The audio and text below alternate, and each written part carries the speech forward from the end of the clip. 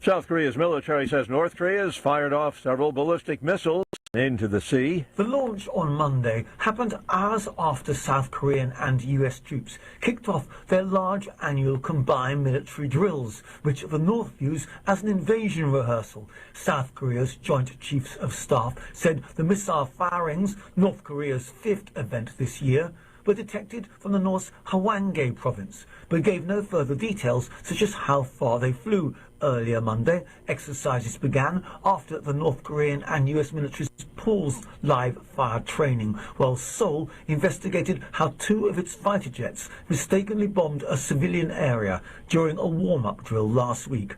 I'm Charles Tillerthesma. Syria's interim government ending a days-long military operation against insurgents loyal to ousted President Bashar Assad and his family. News and analysis at townhall.com.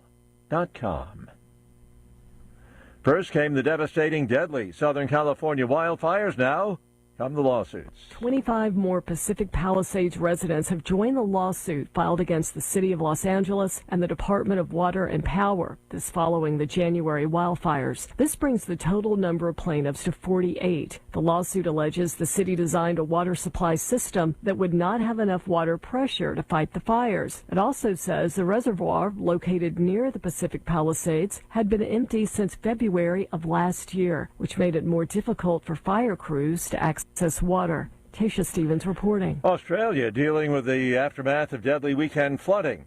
Following a powerful tropical storm, parts of two states still swamped with dangerous floodwaters, even as the initial threat from the deluge continues to recede. One person was killed, several others injured. A heavy rain lashed the east coast of Australia Saturday. More on these stories, townhall.com.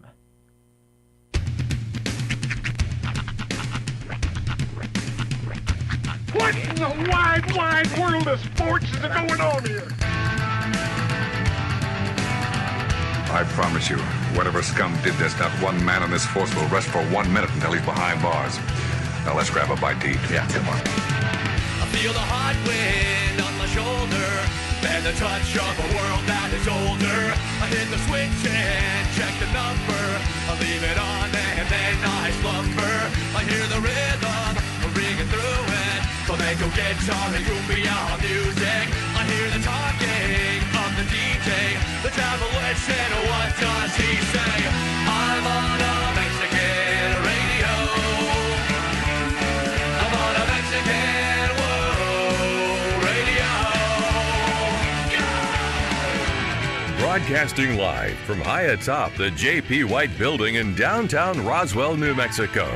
It's Mornings with Mike Winters on 106.5 Roswell's Talk FM. Is that what I sound like when I talk? Now, here's your host, Mike Winters.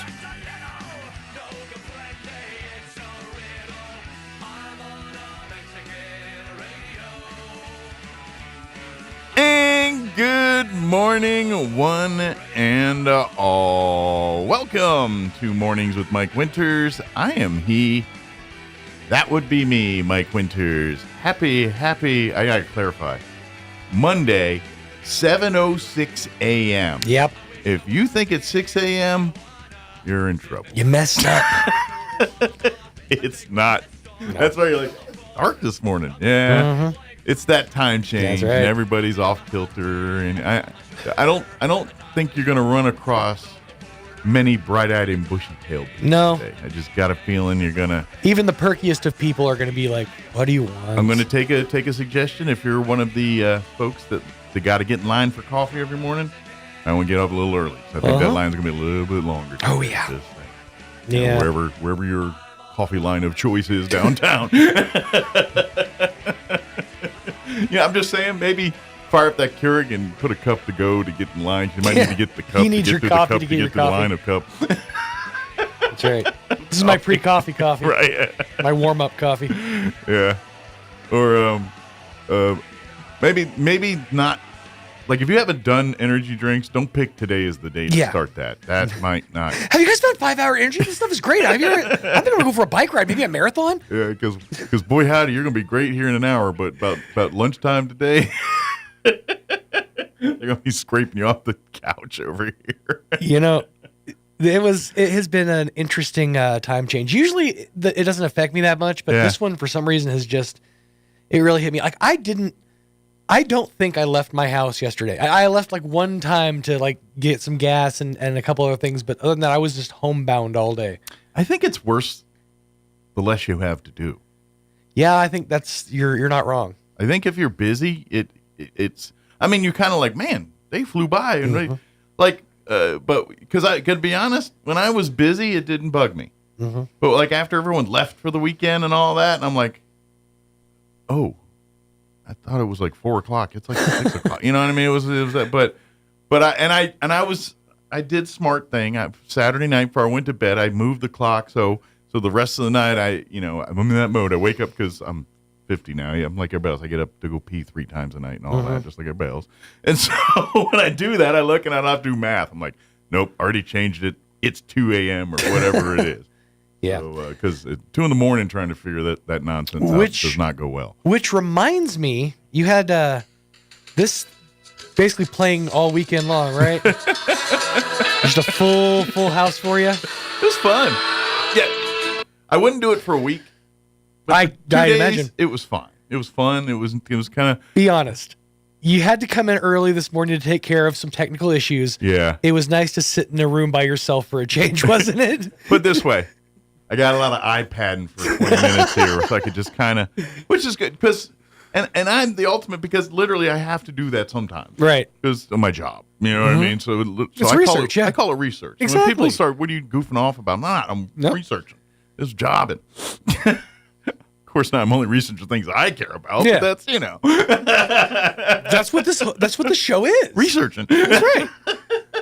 We wouldn't be who we are if we didn't do this R&D. Hey, researching. Right now, I'm doing a lot of researching during NFL season because it's NFL free agency. I'm researching a lot on that for you guys. It's all for you. So, the whole family in this weekend. We had it was fun. We had quick pull back the curtain. Mm-hmm. I'll give the short version. They had my niece. She's 17 and she plays club volleyball. Okay. And so they had a club, like she goes, like next weekend they're going to Sacramento, California. Oh, for wow. a tournament. She was in Atlanta a week prior or something. Dang. They're literally every weekend doing this stuff. So this weekend they had a tournament in Roswell. Okay. And this was a smaller tournament. Mm-hmm. It was only like 18 teams. Like when they go to Sacramento, there's like 130 some odd teams. Right. And it's like court after court after court. Like you think when you go to the pit this week with like basketball and there's like 4 going or one thing, or like volleyball when they do the 4-on-1 court. Wait till you get to this thing. It's like kind of like now the pickleball's catching on. Mm-hmm. Like if you ever to go to like to these senior communities, and they'll have like there was one in that my in-laws lived at, and it was like these pickleball courts. It looked like a used car lot, but all pickleball courts. But it's kind of like that for volleyball. Right. But anyway, they had the tournament here, and so they played most of their games at NIMI. Okay. They had 3 different locations. They had the Godfrey, the Cahoon Armory, and then Eastern.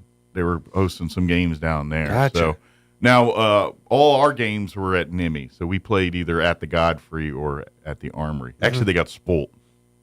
We got spoilt because the first game's on Saturday with the Armory, and y'all been in the Armory. If you haven't, you should. It's pretty nice in there now. That they remodeled it and everything. So watching the game in there, you got bleachers with and this is something old guys appreciate. Chairs with a back. Back support. Yep. That's as soon as you said this is something older people appreciate. I said, "Ooh, back support." Yeah. Immediately before you even said anything. But if you watch the games over at the Godfrey, not so much. Right. You got the old school high school gym bleachers in there and stuff like that. Which, fine. That's a young man. That's a young butts game. But yeah, it was fun, and then of course for the 2 days we did have fun, and I will. I was telling Matt here before I got on the radio. And this is going to sound bad. I don't spend a lot of time hanging out with teenage girls. Well, that's just because you got to step your game up. Right.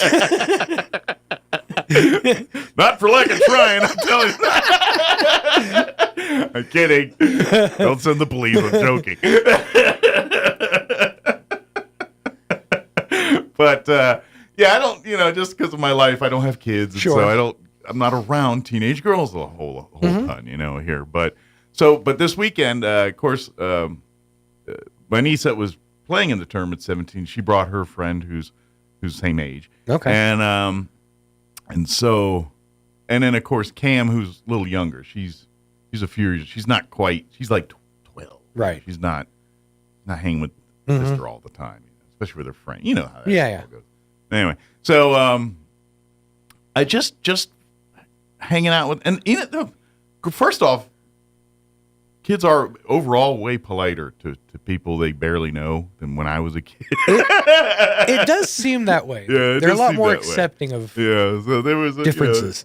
I still get, I know I'm 50 and all that, but that yes, ma'am, yes, sir, no, sir, yes, ma'am, no, that stuff, though. Dude, I'm not your dad. Stop. But anyway, but I also forgot how dumb teenagers are. Yeah. All of them. And this is the thing. My niece is a bright girl. She gets great grades. She's well-adjusted kid. She's, good kid. But boy, howdy, she does dumb things. Like, she just can't remember anything. She forgets things everywhere. It's just like, and I get it. That's all. I don't know. I just thought that was me at that age. You know what I mean?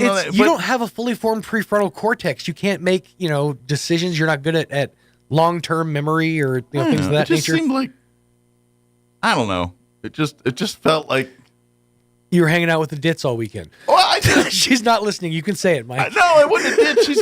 She's articulate and everything.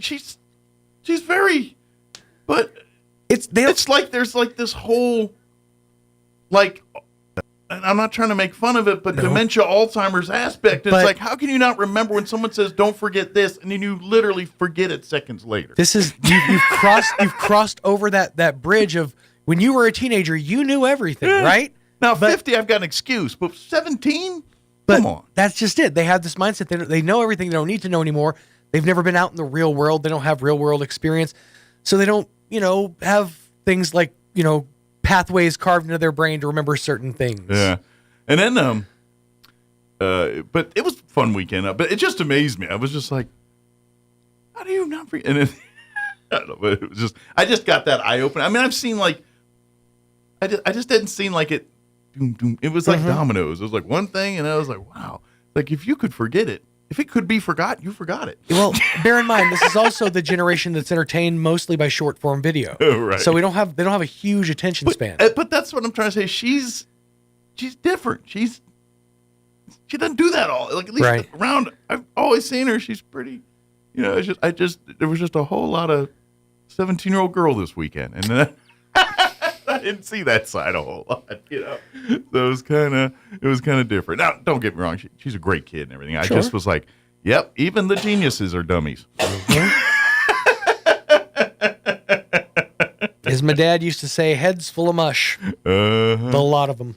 Them hormones and everything got you goofy and everything. And I thought, boys are one way. I know boys because, I was. Because I hang out with 17-year-old boys all the time. All the time.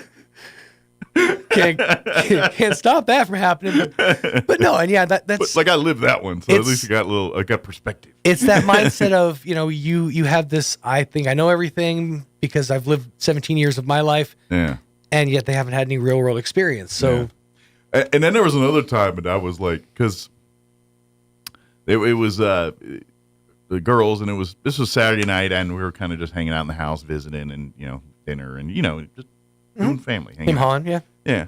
And so they were talking, and then, of course, Ron or Terry, my father, my mom, remember which, they were started telling about, what they did the Air Force and all that. Right. And my niece knew but didn't know, and she goes, really? Did they ever tell me? And I was like, do you really want to know? I was like, yeah. I was like, seriously? And I was like, because most people, I start going, y'all don't want to hear no more after a while.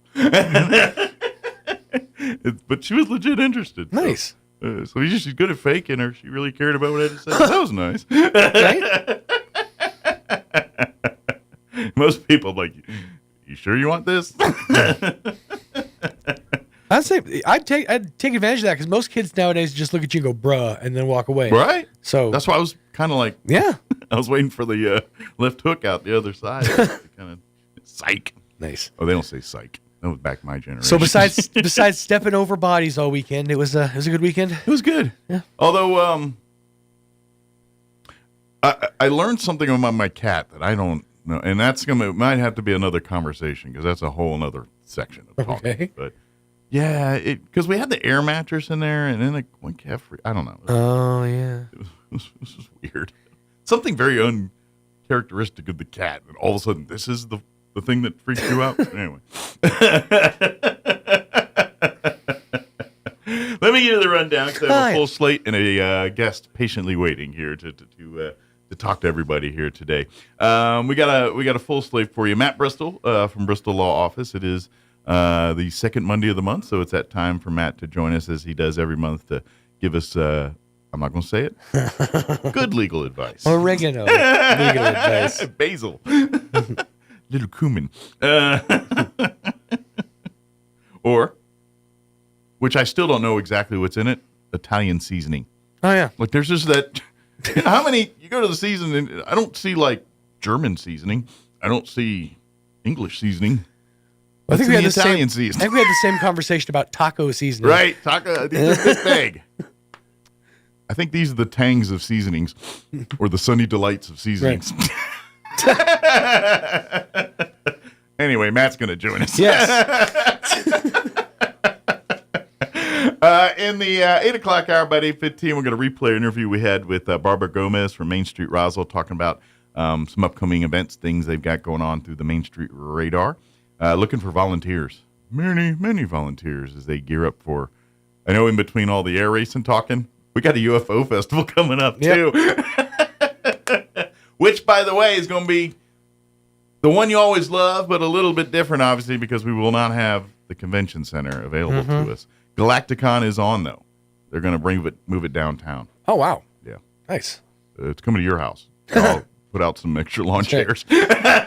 We'll be at Jim's on 4th. That's right. Followed by Stu, your host, from 3 to 7. I hear they like Skittles. Put a pot of coffee on. And then in the 9 o'clock hour, we're going to replay our interview we had with the CEO of the National Championship Air Races, Fred Telling. Had a great conversation with him on Friday, kind of just talking about what's coming.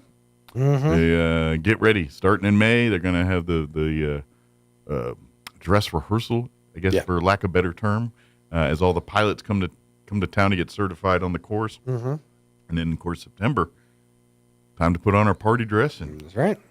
Go play air show. So we'll talk with the CEO here, or that interview. We'll play it for you here around 9:15 or so. Plus, we'll have all of the features that include the newses of the local, national, variety, Wall Street business updates. It is Monday. We'll have Smiley's report here in just a few minutes as well, and whatever else we can come up with. But first, your weather, which I only looked at the first part. It looked good. I haven't checked out the back half. Let's find out. I'm meteorologist Steve Hamilton with your Pecos Valley weather. Things look pretty good today. Just a little bit breezy. We should get sunshine with high pressure over the area. Mid-70s on the afternoon temperature today. We'll be in the mid-30s and clear for the overnight hours, and then getting a little windy on Tuesday. A few gusts around 30 miles an hour. We will have sunshine, though, at our high in the upper 70s. Gusty wind and sunny and mild on Wednesday. That's your latest forecast. I'm meteorologist Steve Hamilton. Thank you, Steve. Currently 37 degrees here in Roswell. Humidity's at 34%. Winds currently out of the north at 7 miles per hour. Pretty nice day today. No complaints here. Sunny, 76 for a high. Winds are going to be out of the south, 10 to 15 miles per hour, which is like no winds this time of year. Clear tonight. Overnight low of 33. South winds 10 to 15 miles per hour. If you're missing the patchy blowing dust, good news. It's back tomorrow. Patchy blowing dust for the afternoon, sunny, 79 for a high, so it is going to be warm. Winds will be out of the south, 10 to 15. Well, that's kind of anticlimactic. Why are we getting 10? Where's the patchy blowing dust coming from? I think someone forgot to delete. Maybe that was part of last Tuesday's forecast. They just forgot to delete that sentence. I don't know. Tuesday night, mostly clear. Overnight low of 43. Southwest winds 5 to 15 miles per hour right now. Wednesday, a little bit more patchy blowing dust worthy winds. Patchy blowing dust for the afternoon, sunny and 73. Winds, they use the term breezy. With west winds 10 to 15 early. Those winds will pick up 20 to 25, gusting as high as 35 miles per hour for Wednesday. Thursday, areas of blowing dust, mostly sunny, and a high of 76. They don't give me the winds, they just say windy. And then there is a 20% chance at rain Thursday night and a 20% chance of rain Friday. Oh, really? Rain and snow showers? Come on. But they're talking areas of blowing dust and all that on Friday as well. Sunny with a high near 60, 59, so don't expect much of that snow stuff. 60 degree snows are one of those rarities. And then Friday night, more areas of blowing dust. Overnight low of 34. Saturday, breezy and a high of 63. Sunny and 75 for next Sunday. That seems to be the trend. Kind of this windy, breezy, and then Sunday is beautiful. Lord said, my day, we're going to make it not windy. All right, it is 7:24. Let's get you into Smiley Wooten with your livestock report and a quick break, and then we'll talk with Matt Bristol from Bristol Office. Don't go away. You're listening to Mornings with Mike Winters. Good morning, this is Smiley Wooten at the Roswell Livestock Auction. A lighter March run this week, but a nice selection of all classes of cattle, especially high-quality native calves, light yearlings, young, open, and some nice bred cows. We expect to sell 1,200 head, breaking down like this: 175, 200 weighing cows and bulls, 125, 150 pairs of bred cows, 850, 900 calves and yearlings. Today's sale will include 36 Holstein weigh cows off one dairy. They are in good flesh. 50 open young cows, Holcomb Ranch, Alamogordo, New Mexico. Ex-quality black, white face, red, Charolais crossbred cows, good to medium flesh. Cows 3 to 7 years old. 27 bred cows off the same ranch. Black, white face, red, and Charolais crosses. Bred to Angus bulls, good, medium flesh, 3 to 7 years old. 81 calves and light yearlings, Corrales Dairy here at Roswell. Good quality Angus dairy cross calves. Cattle are about half steers, half heifers. All shots, bunk broke, 450, 650 pounds. Also 14 Holstein cross heifer calves off the same dairy, 250, 350, 60 calves. Robert Lease, Andrews, Texas. Excellent quality black, white face, and red, white face English crossbred calves. Cattle weigh 90 days, 2 rounds of shots, 450, 600 pounds. 110 calves, Mr. Jim Espy, Fort Davis, Texas. Excellent quality black Angus calves, Bovishield Gold, 7-way at Brandon, medium condition, 300, 425 pounds. 43 calves, light yearlings, Bar W Farms, Carlsbad, New Mexico. Excellent quality black and red Brangus crosses. Cattle weigh 45 days, 1 round of shots, 500, 675 pounds. 54 calves, the Cane Ranch, Tier C, New Mexico. Excellent quality Charolais crossbred calves. Cattle weigh 30 days, 1 round of shots, thin to medium condition, 375, 575. 24 calves, the 16 Springs Ranch in Mayhill, New Mexico. Ex-quality black Angus cross calves, 1 round of shots, 450, 650 pounds. Several smaller consignments of high quality dried out calves and light yearlings. Sale time this morning will be at 9 o'clock. Sell pairs, bred cows 10 to 10:15. Be selling calves and yearlings around 11 a.m. We expect to sell 1,200 head today. This is Smiley Wooten, Roswell Livestock Auction. Get ready, Artesia. The main event car show and cruise is rolling into town Friday, March 28th and Saturday, March 29th, 2025. Friday night, we're kicking things off at 6 p.m. with the Main Street Cruise. Watch as classic cars, hot rods, and muscle cars take over Main Street, cruising by the decade. It's a moving history lesson with a whole lot more horsepower. Then Saturday from 9 to 3, downtown Artesia transforms into the ultimate car lover's paradise. Cars, trucks, motorcycles, bikes, even tractors. It's free family fun with music, friendly competition, and more. Want in on the action? Register your ride at artesiachamber.com or stop by 107 North 1st Street in Artesia. The main event car show and cruise, March 28th and 29th in downtown Artesia. Brought to you by the Artesia Car Enthusiast, Artesia Chamber, and Artesia Main Street. Paid for by Artesia Luggage Tax. Edge Safety and Services LLC in Artesia, New Mexico has an immediate opening for a safety technician.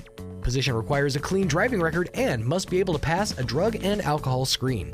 Edge Safety offers great pay with IRA benefits and employer contribution towards health benefits. Please email resumes to edgecoding@yahoo.com or apply in person at 402 West Main Street inside the Edge Safety and Services facility. Edge Safety and Services LLC is an equal opportunity employer.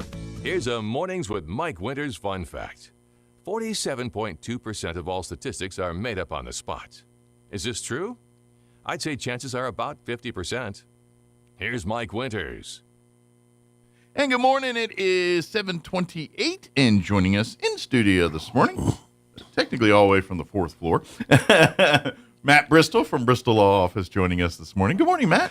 Morning, Mike. How are you doing? Doing great. Well, it's 1 minute we're warm and sunny and feels like summer. Next minute it feels like winter. So handling that okay? Well, it's, that 40-degree swing is a little bit much, but that's how it is in the springtime. Sure. I imagine this is, because for folks that don't know, Matt's heavily involved in scouting and things like that, loves to teach wilderness survival. This is a good, if you're trying to test wilderness survival skills, ideal weather. You got the gamut here. That'll keep you on your toes. Yeah.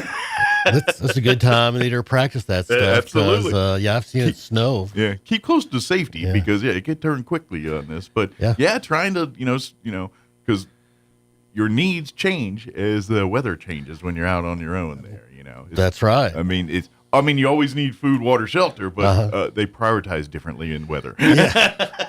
Indeed. So you always have to be prepared. Exactly.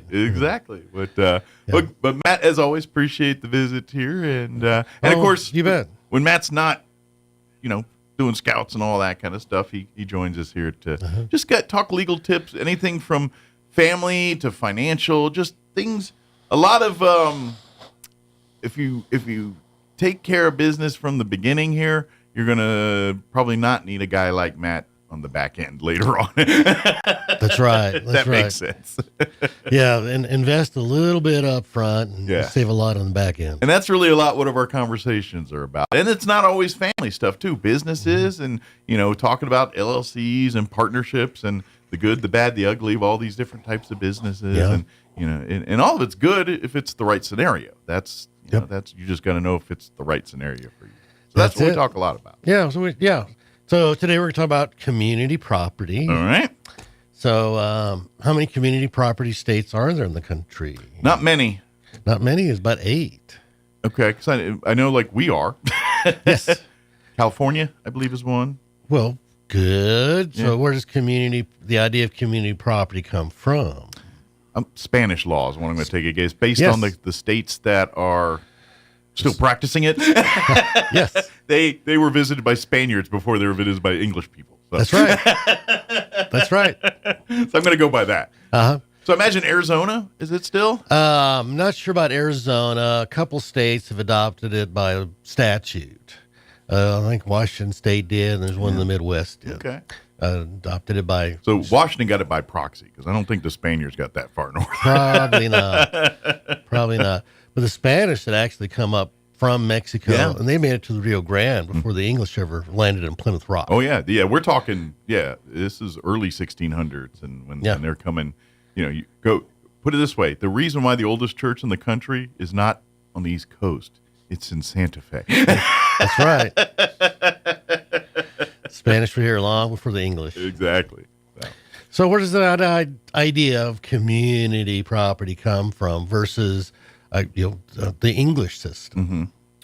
I don't know. Well, I'm guessing there's got to be something in European, I trigger that in Spain. I'm just not really sure what event would have been. It was a religious thing, or something, because they're always fighting about religion in Europe, so I don't know. Well, England was, to some extent, settled by Vikings, eventually, And so in the Viking tradition, the men would get in the longboats and they'd go out and they'd loot and they'd bring the loot back. And since they were the ones that went on the trip and did the fighting, the loot belonged to them. Gotcha. They did not, the wife was not out on the looting with them. So why not? It's a family affair. Yeah. Well, that's what happened with the people who settled Spain was they were semi-nomadic. Gotcha. And if they were attacked by a tribe, the women would pick up a sword and they would defend. Sure. Or if they had to attack, then often, which is very common, nomadic. Yeah. You know, our Native Americans, especially your Plains Indians, the ones that were in teepees and things that were pick up and quick move, that kind of thing. They follow the buffalo or that kind of thing. Yeah, that's same there too. Yeah, so Spain was settled by these tribes where the women fought alongside the men. So that's where the idea of 50-50 came from, is they were fighting alongside. So they got half the loot since they're doing half the fighting. Okay, makes sense. But also we have separate property as well as community property. Do you know what the difference is? I imagine it has to deal with at the time it was acquired, maybe. Just correct. That is. So if you brought into the marriage this and it wasn't there, that's considered separate property. Something along those lines, maybe. So time of acquisition is important, and that is the defining moment. And the statute defines separate property as something you owned pre-marriage. Gotcha. Something that was by gift or inheritance. I gotcha. So if your mom bequeathed you something, or your dad, the spouse, technically, that's not theirs. Correct. Gotcha. Or separate property can be something designated in writing between the husband and wife as separate property. Okay. So if they both agree that's separate, then thus it is. Yes. So in New Mexico, a husband and wife can contract with each other. They can enter into contracts. So community property is to be assumed to be anything acquired during the marriage. Sure. And anything that's not been designated separate now lumps into that community property. Yeah. Once the date of marriage occurs, again, timing. Once the date of marriage occurs, then anything after that is presumptively community property. The good, the bad, the ugly, the assets and the liabilities, by the way. That's right, the liabilities. You always forget about that part of it, too. Yeah, so there's many a divorce where, spouse learns that the other spouse has... Ran up the card. 5 credit cards, maxed them out, and what do you mean I have to pay half? Yeah. And it's a dangerous thing, but you're on the hook in a community 50-50. property state. That's how it works. Yeah. So enter into a prenup, so that doesn't happen. And you live in one, so you might want to pay attention. That's right. Unless you're listening in Texas, then ignore it. Texas is, their community property is a little different. Yeah. Talk to a lawyer that practices there if you've got more questions on that. Yeah. So in New Mexico, separate property is also defined as the profits from separate property. Gotcha. In Texas, the profits from separate property is community property. Gotcha. So if you own a house and then you sell it and you turn a profit on it. Well, if you had a rent property. Gotcha. Okay. Rental property. Okay. But what if it falls in like capital gain stuff where like you owned a house and you bought it for $50,000 and then you owned it for 15 years and turned around and sold it for $300,000? In Texas, I don't know. Okay. But in New Mexico, it's what was the time of acquisition? Gotcha. Well, the house was acquired 5 years before marriage. Well, then so whatever profit you make from that is not community. Correct. In New Mexico, it's sold and separate. But Texas has a different story. Different story, so be careful. Now, sometimes, if you want to get into a little weedy, what if the wife has the home pre-marriage, but there's a mortgage, and then a couple of years after she acquires the home, she marries, and now she's paying off the mortgage during the time of marriage. What happens there? Like in theory, she shouldn't. But I don't know if that's legally the right move. Well, it's a common thing, actually. Yeah. So we go back to what was the time of acquisition was pre-marriage. So it's sold and separate asset.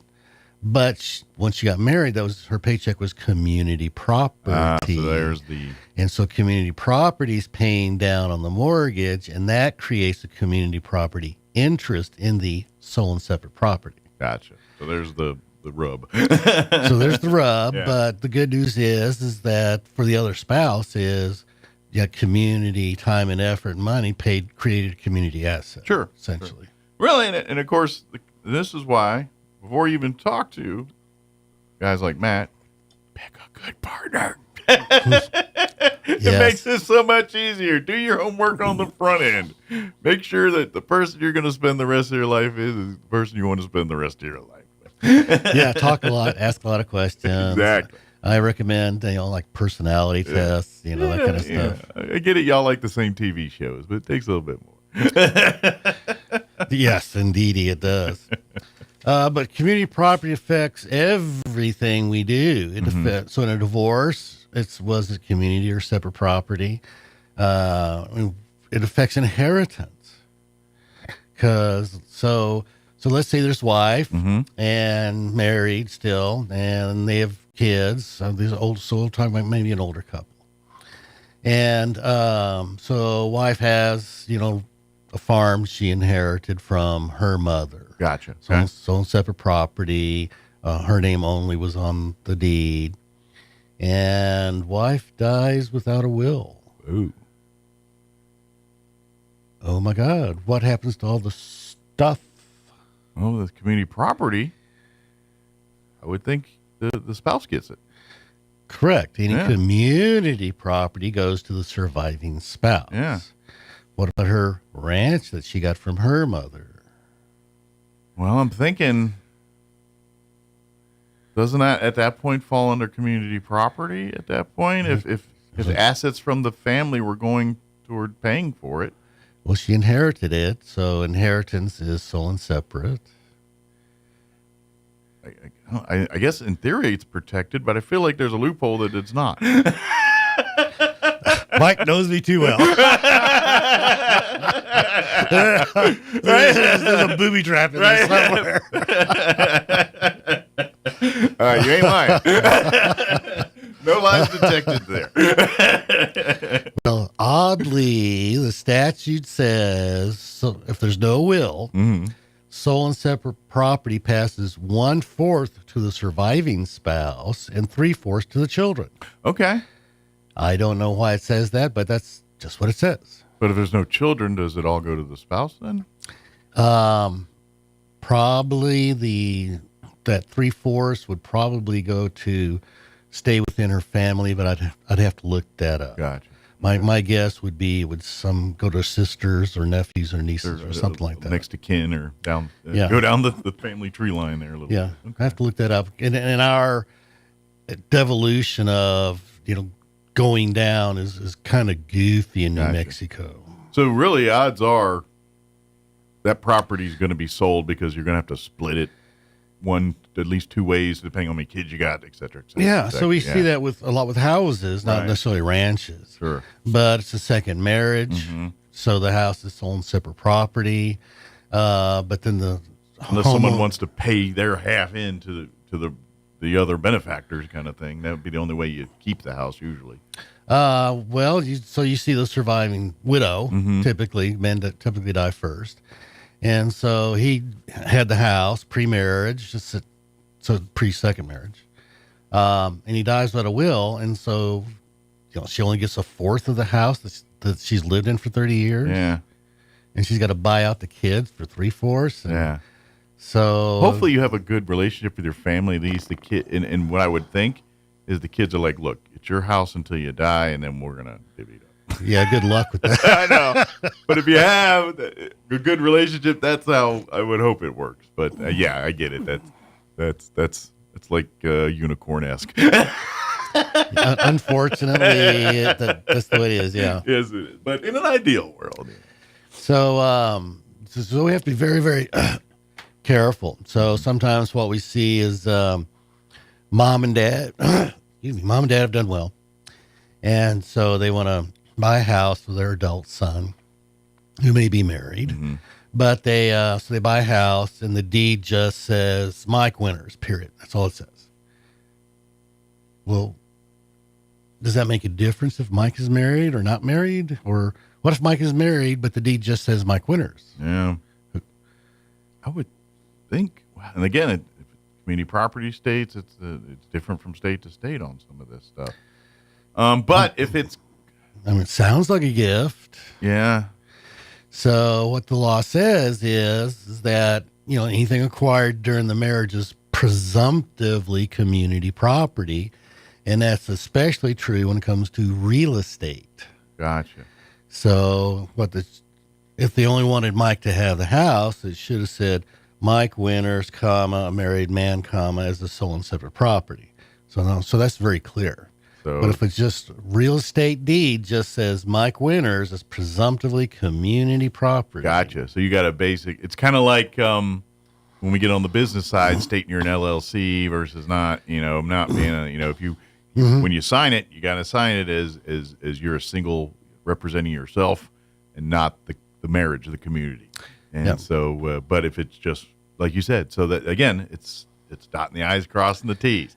Got to be careful. Yeah. Now, up until 1972, a deed to a married woman was her sole and separate property. Okay. After 1972, a deed to a married woman was considered community property. So what happened in 1972? Is that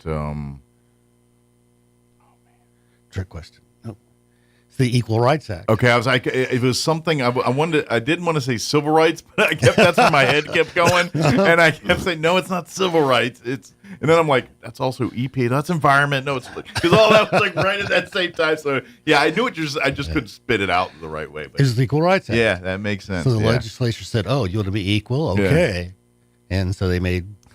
Here you go. They took away that benefit that women had up to that period of time. Gotcha. So that makes sense. But yeah, that was right there. Nixon did quite a few things like that right around that time with the EPA and kind of created quite a few agencies at that time. We'll just go with agencies. But anyway.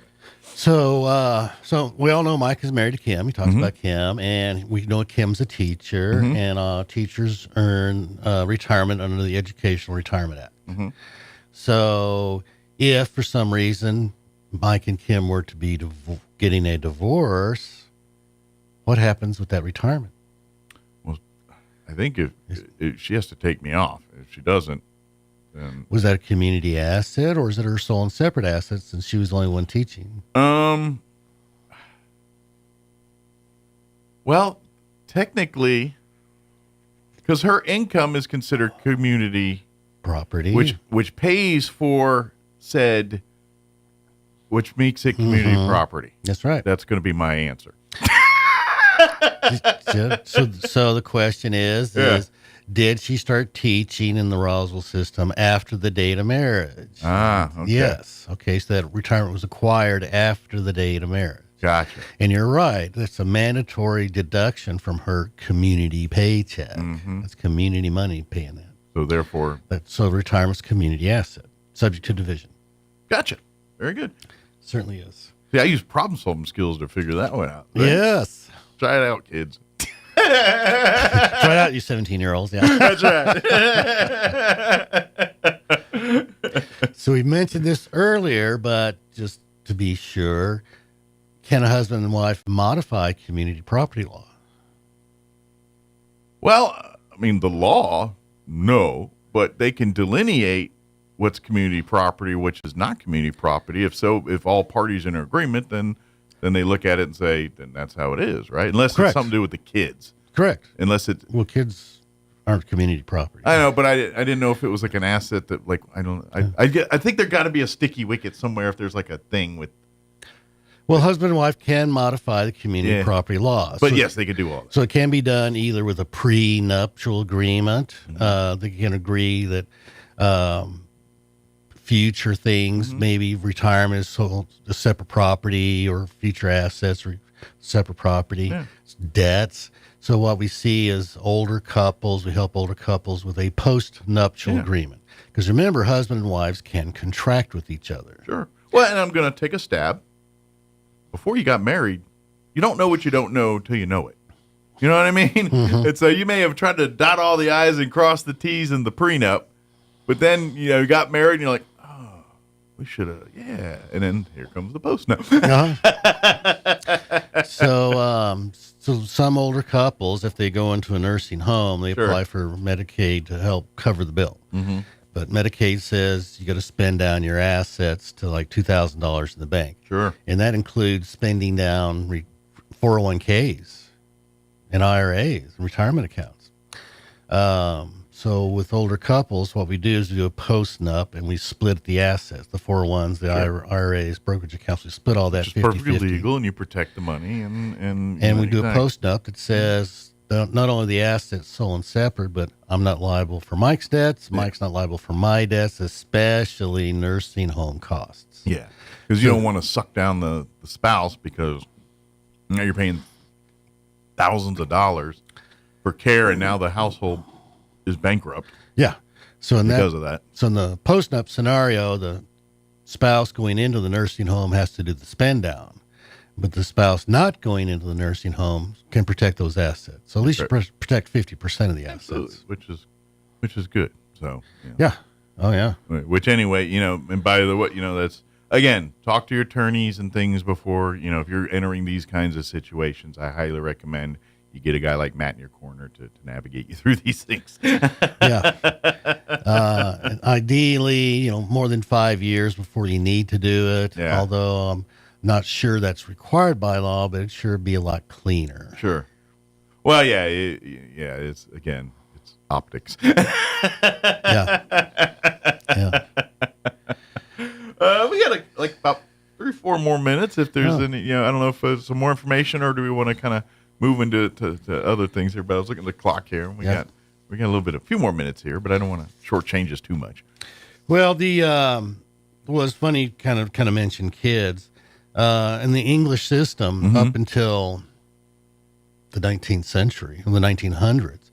In a divorce, the husband always got the kids in the divorce because children were considered property. Gotcha, makes sense. And they were the husband's property under the English system. So that's a little scary. But to say, I'm sure a lot of those days, so they're like thinking, can I hire the wife as a nanny? Because I don't know what I'm doing. So what if somebody in Illinois buys real estate in New Mexico, and oil and gas is considered real property? Is that real property subject to community property, or does the guy live in Illinois, does the Illinois law apply?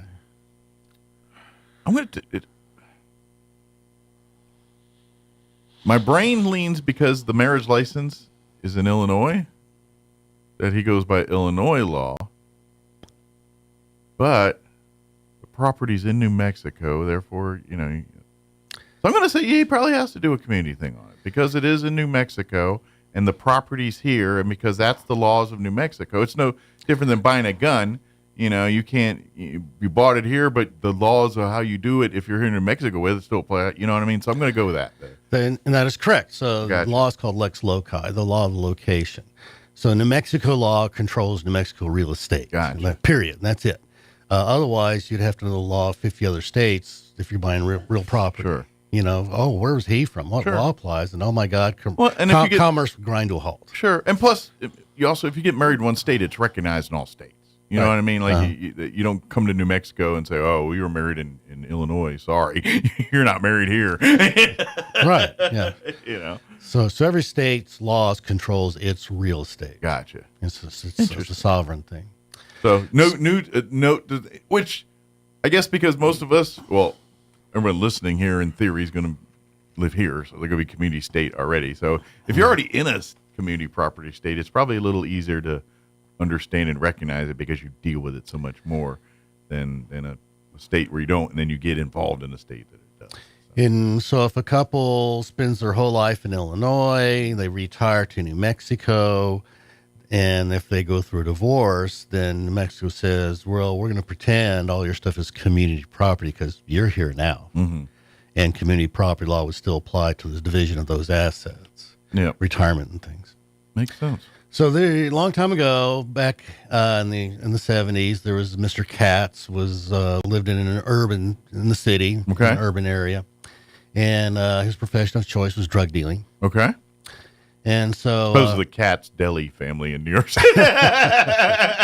Only thing they're dealing is pastrami.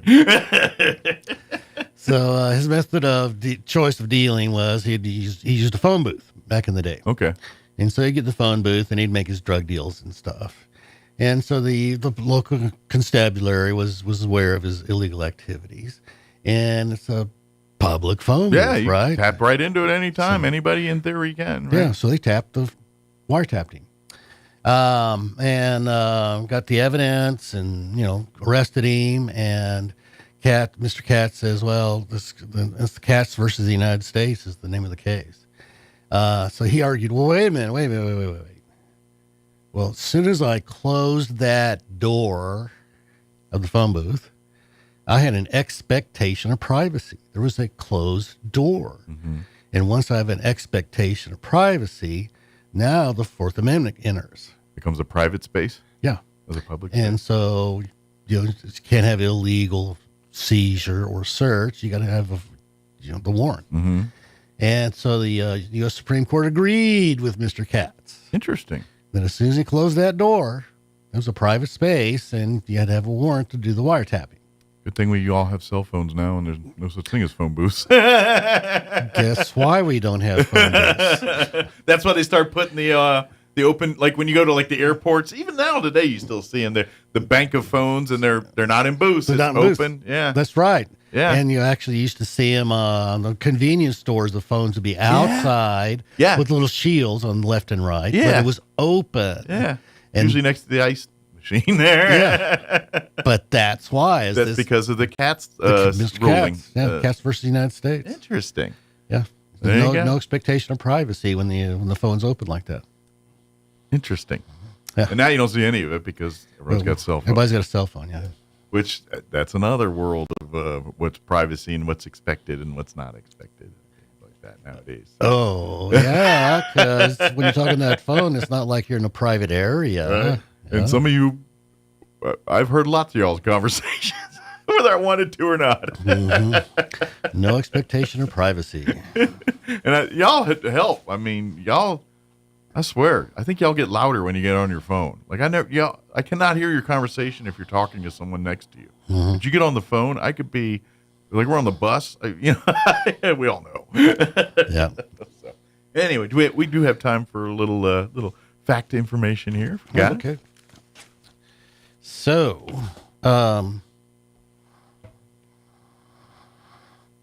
we talk about sometimes romantically our soulmate. People look for their soulmate. Right. So, where does that idea come from? It's got to be some kind of either Greek or Roman mythology.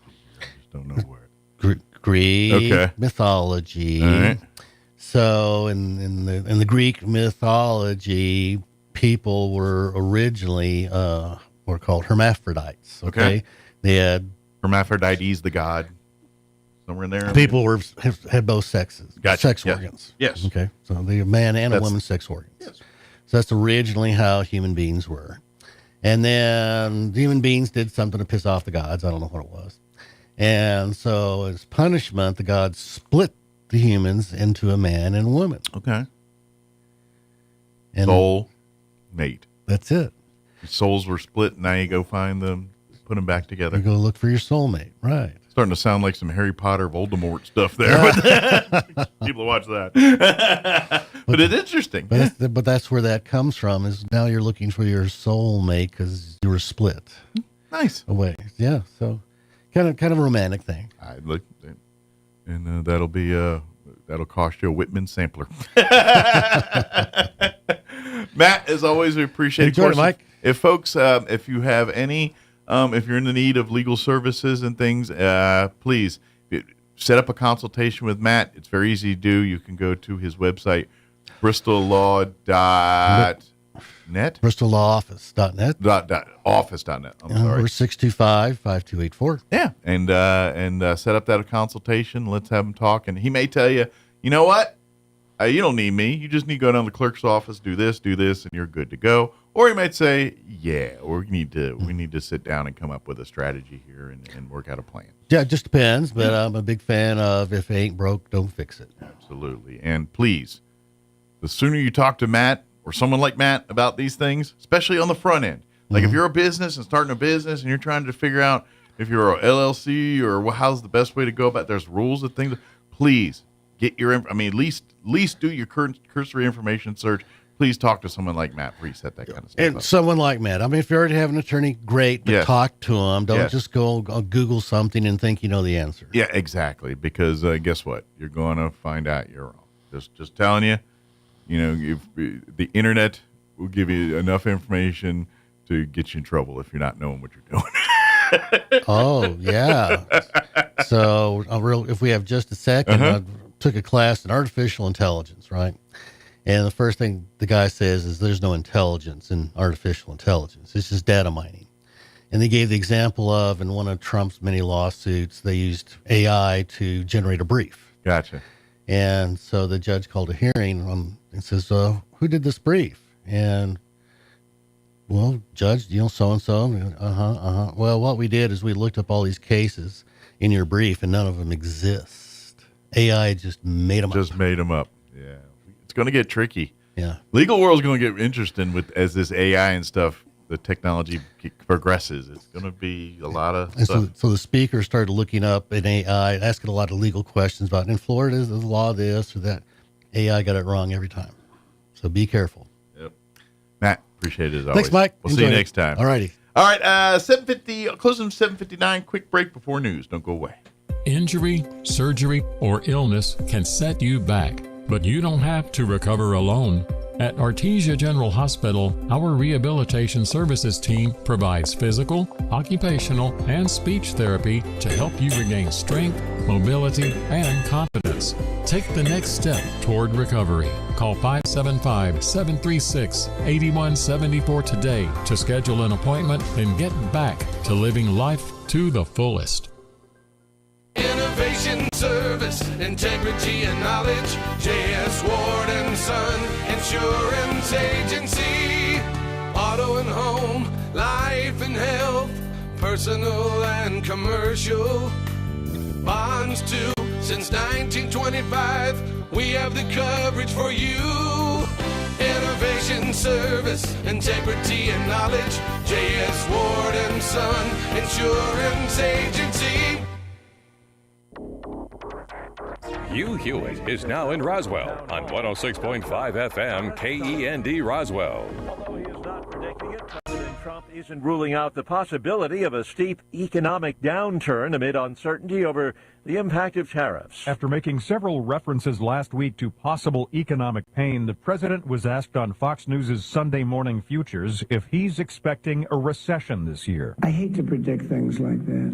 There is a period of transition because what we're doing is very big. He also said Americans will need to be patient before seeing the benefits of his tariff and trade policies. It takes a little time. It takes a little time. Greg Clugston, the White House. Tariffs are a big issue north of the border, where Canada's Liberal Party has chosen Mark Carney as its leader. That means left-leaning Carney will be the country's next prime minister. The Canadian government has rightly retaliated and is rightly retaliating with our own tariffs that will have maximum impact in the United States and minimum impact here in Canada. My government will keep our tariffs on until the Americans show us respect. Carney heard there on the BBC. President Trump says Canadians have taken advantage of the U.S. for way too long, and he says he's committed to leveling the playing field. A French official telling the AP that more than 30 nations will take part in a planning session in Paris, laying the groundwork for a security force in Ukraine. The supervisor of an English port says more than 20 casualties have been brought ashore after a collision between an oil tanker and a cargo ship in the North Sea. There are still mariners unaccounted for. All 5 people aboard the small plane survived yesterday afternoon's fiery crash in a parking lot in Manheim Township, Lancaster County, Pennsylvania. There were no injuries on the ground. Watching Wall Street, the Dow down 361 points. The Nasdaq is off 464. More on these stories at townhall.com. Hi, it's Mike Gallagher. I've been thinking, why does it feel like losing weight is harder than ever before? With mixed messages, fad diets, the quick fix injections, even magic coffee. I mean, it's overwhelming. Here's an important message from the Diabetes Solution Center. Do you like pricking your fingers to test your blood sugar levels? No one does, but it's important to maintain your health. And now, by wearing a small remote device called a continuous glucose monitor, or CGM, you don't need to prick your fingers anymore. It's easy to use and helps you make more accurate diabetes treatment decisions. If you are testing your blood sugar 3 or more times daily, injecting insulin, or using an insulin pump, call the Diabetes Solution Center right now. And if you have Medicare or most major insurance coverage, you may be able to get a new CGM at little to no out-of-pocket cost. Shipping is free and will even bill your insurance company for you. If you are testing your blood sugar 3 or more times daily, injecting insulin, or using an insulin pump, call the Diabetes Solution Center right now to learn how to end the painful finger sticks and get your own continuous glucose monitor, or CGM, at little to no out-of-pocket cost. In a do-over of the country's presidential election. Large crowds of Georgescu supporters gathered in the Old Town outside the Central Electoral Bureau after its decision was announced. According to a reporter for the BBC at the scene, a hardcore of protesters overturned cars and smashed windows. Riot police responded with tear gas and called in reinforcements.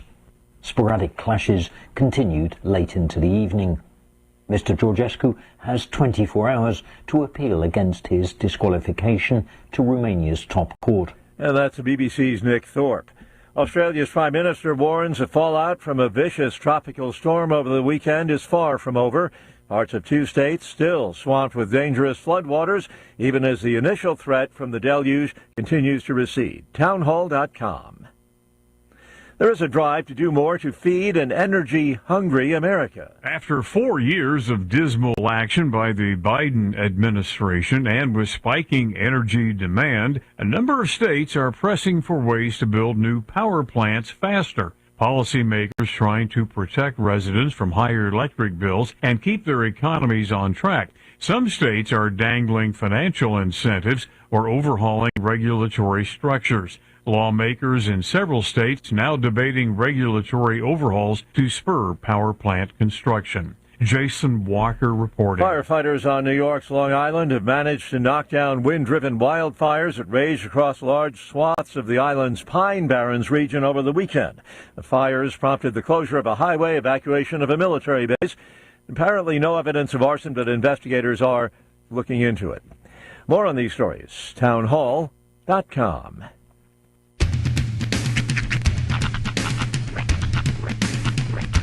What in the wide, wide world of sports is going on here? I promise you, whatever scum did this, not one man on this force will rest for 1 minute until he's behind bars. Now let's grab a bite to eat. Yeah, come on. I feel the hot wind on my shoulder and the touch of a world that is older. I hit the switch and check the number. I leave it on and then I slumber. I hear the rhythm ringing through it. Flamenco guitar and cumbia music. I hear the talking of the DJ. The travel listen, what does he say? I'm on a Mexican radio. I'm on a Mexican radio. Broadcasting live from high atop the J.P. White Building in downtown Roswell, New Mexico. It's Mornings with Mike Winters on 106.5 Roswell's Talk FM. Is that what I sound like when I talk? Now, here's your host, Mike Winters. And good morning. It is 6 minutes after 8 o'clock. Welcome to hour number 2. The Deuce. Mornings with Mike Winters right here on 106.5 Roswell's Talk FM. Happy Monday.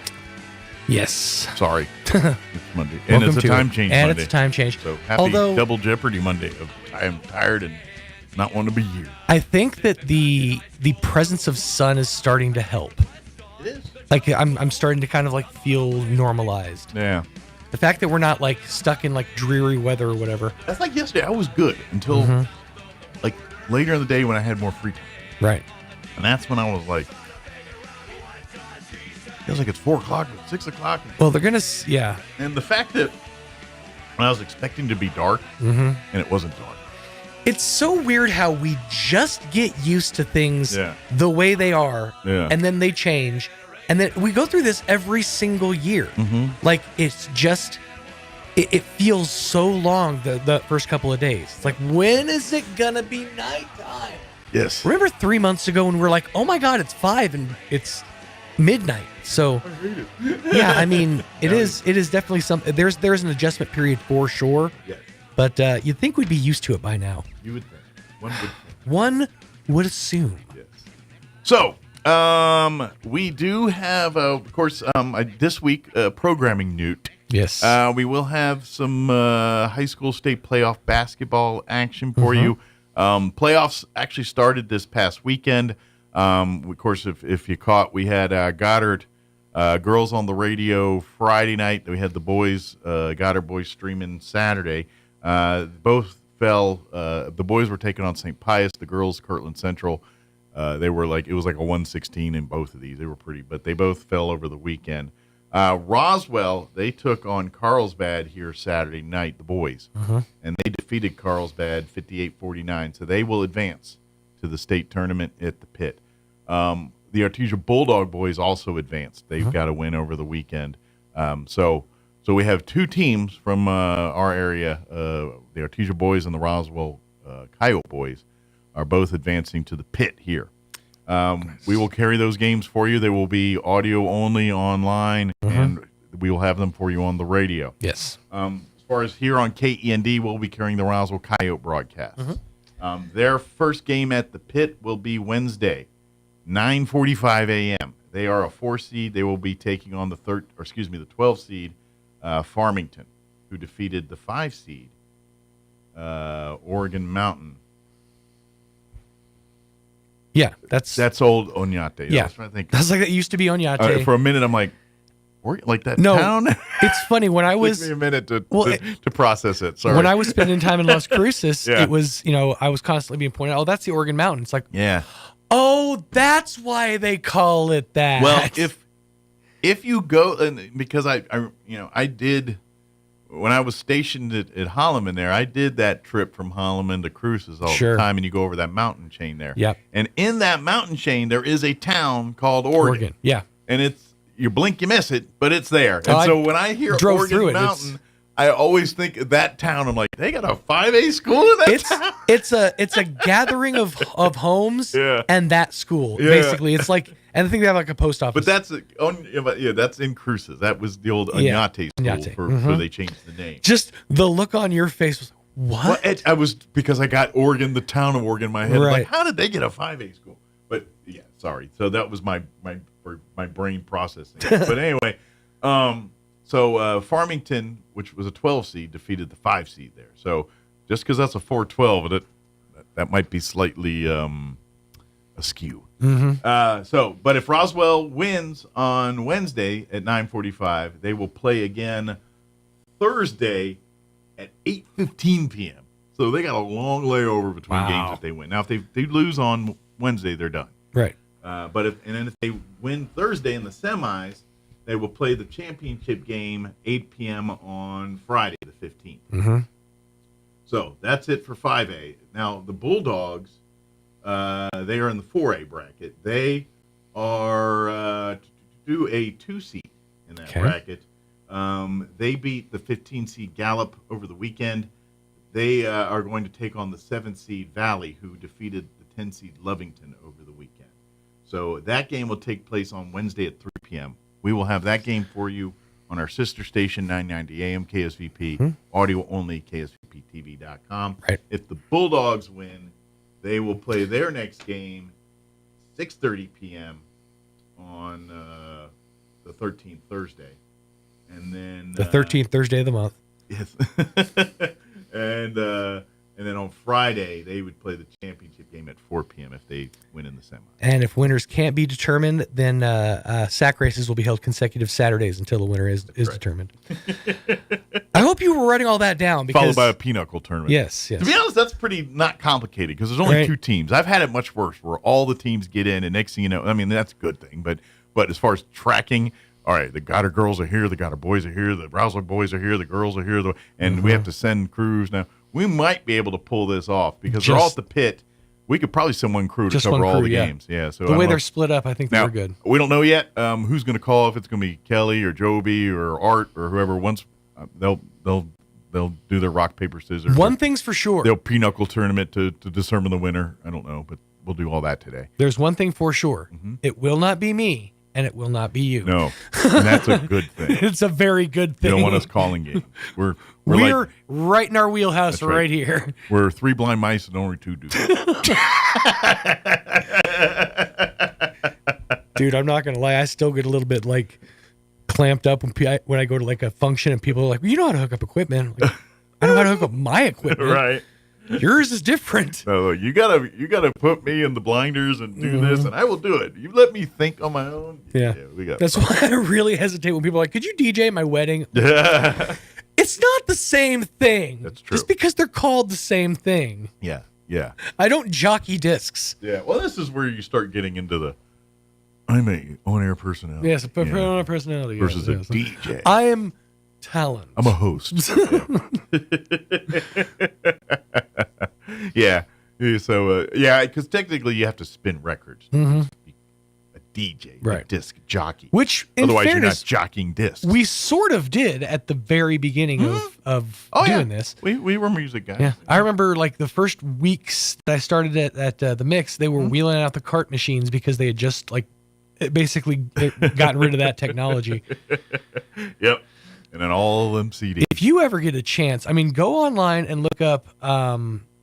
The Grease Man's a great example. Yeah. If you can find. There's another one too of a guy that does his name, and I know it's not Joe Hendry, but his last name is Hendry. Okay. I can't think of his first name. Okay. But he's one of those. Phil Hendry. Yes, I think that's exactly. When you said Henry, I was like, Phil Hendry. Yeah, he's one of those guys that not only can like work and pull carts and all that while he's like carrying on a conversation and work the board, but he also does characters. Yeah. Like he'll sit there and have conversations with just himself. And if I remember right, in the one of the clips I saw him on there, he was also doing a thing where like he's playing the song, but while that's going on, he's taking a winner or whatever, or taking a request. Yeah. And so he's recording that. So he's back timing that. So as soon as that song is over on the record, he's going to start playing the thing he just recorded to kick into the new song. Right. And because back in those days, we didn't have a computer to do that. He had to reel it into the cart and boom. And it's a whole thing. It was. So do that on the fly in that time is pretty impressive. And all that while also hitting the post, like with the pre-recorded. Without the cheat sheet that you have nowadays that's counting you down to the post. Yes, they had to know the song. There's the spoiler, kids. If you ever hear a DJ who absolutely like stops talking right when the singing starts, that's because they have something called talk time. And if you hit your talk time, you are guaranteed to hit the post. Well, it's not hard technology. Like there's on our automation systems, I can literally see the intro and count it down. Back in the day, that was the most fun thing to do. Is if you're ever like hanging out with like a bunch of other honor persons, everybody just does the hit the post game. Yeah, just pick a song and just. Mix 106 and just start in your spiel, and you have to stop talking right when the singing starts. We did it on the radio, didn't we? Yeah, we did. Like we literally did that on the radio as a show and just start playing songs and doing it for killing time. Just being on the radio doing, just dudes shirtless hanging out in the studio. I don't know why we're shirtless. No. That brings me another core memories. Yeah. The roommate that I lived with in Albuquerque, he used to constantly walk around our apartment without a shirt on. And I'm like, why do you do that? Can you just go you could just go put a shirt on. Right. He's like, or you could just take yours off. I'm like, dude, 2 dudes on a couch shirtless is weird. Why do you want me shirtless? You're right? Who are you driving at, Brian? If you start asking to wrestle, we got a problem. I'm like, no, 2 guys on a couch with shirts on playing video games is fine. 2 dudes without shirts, that's a casting call. Not with huge buffers in between. You need buffers. Not to mention one of which was relatively obese at the time. Yeah. A lot more than I am now. No, I think urinal rules apply when you get to that kind of situation. Buffer. And if you don't know urinal rules, then you've lost the guy code. No talking, leave room for Jesus. Yeah. Yes.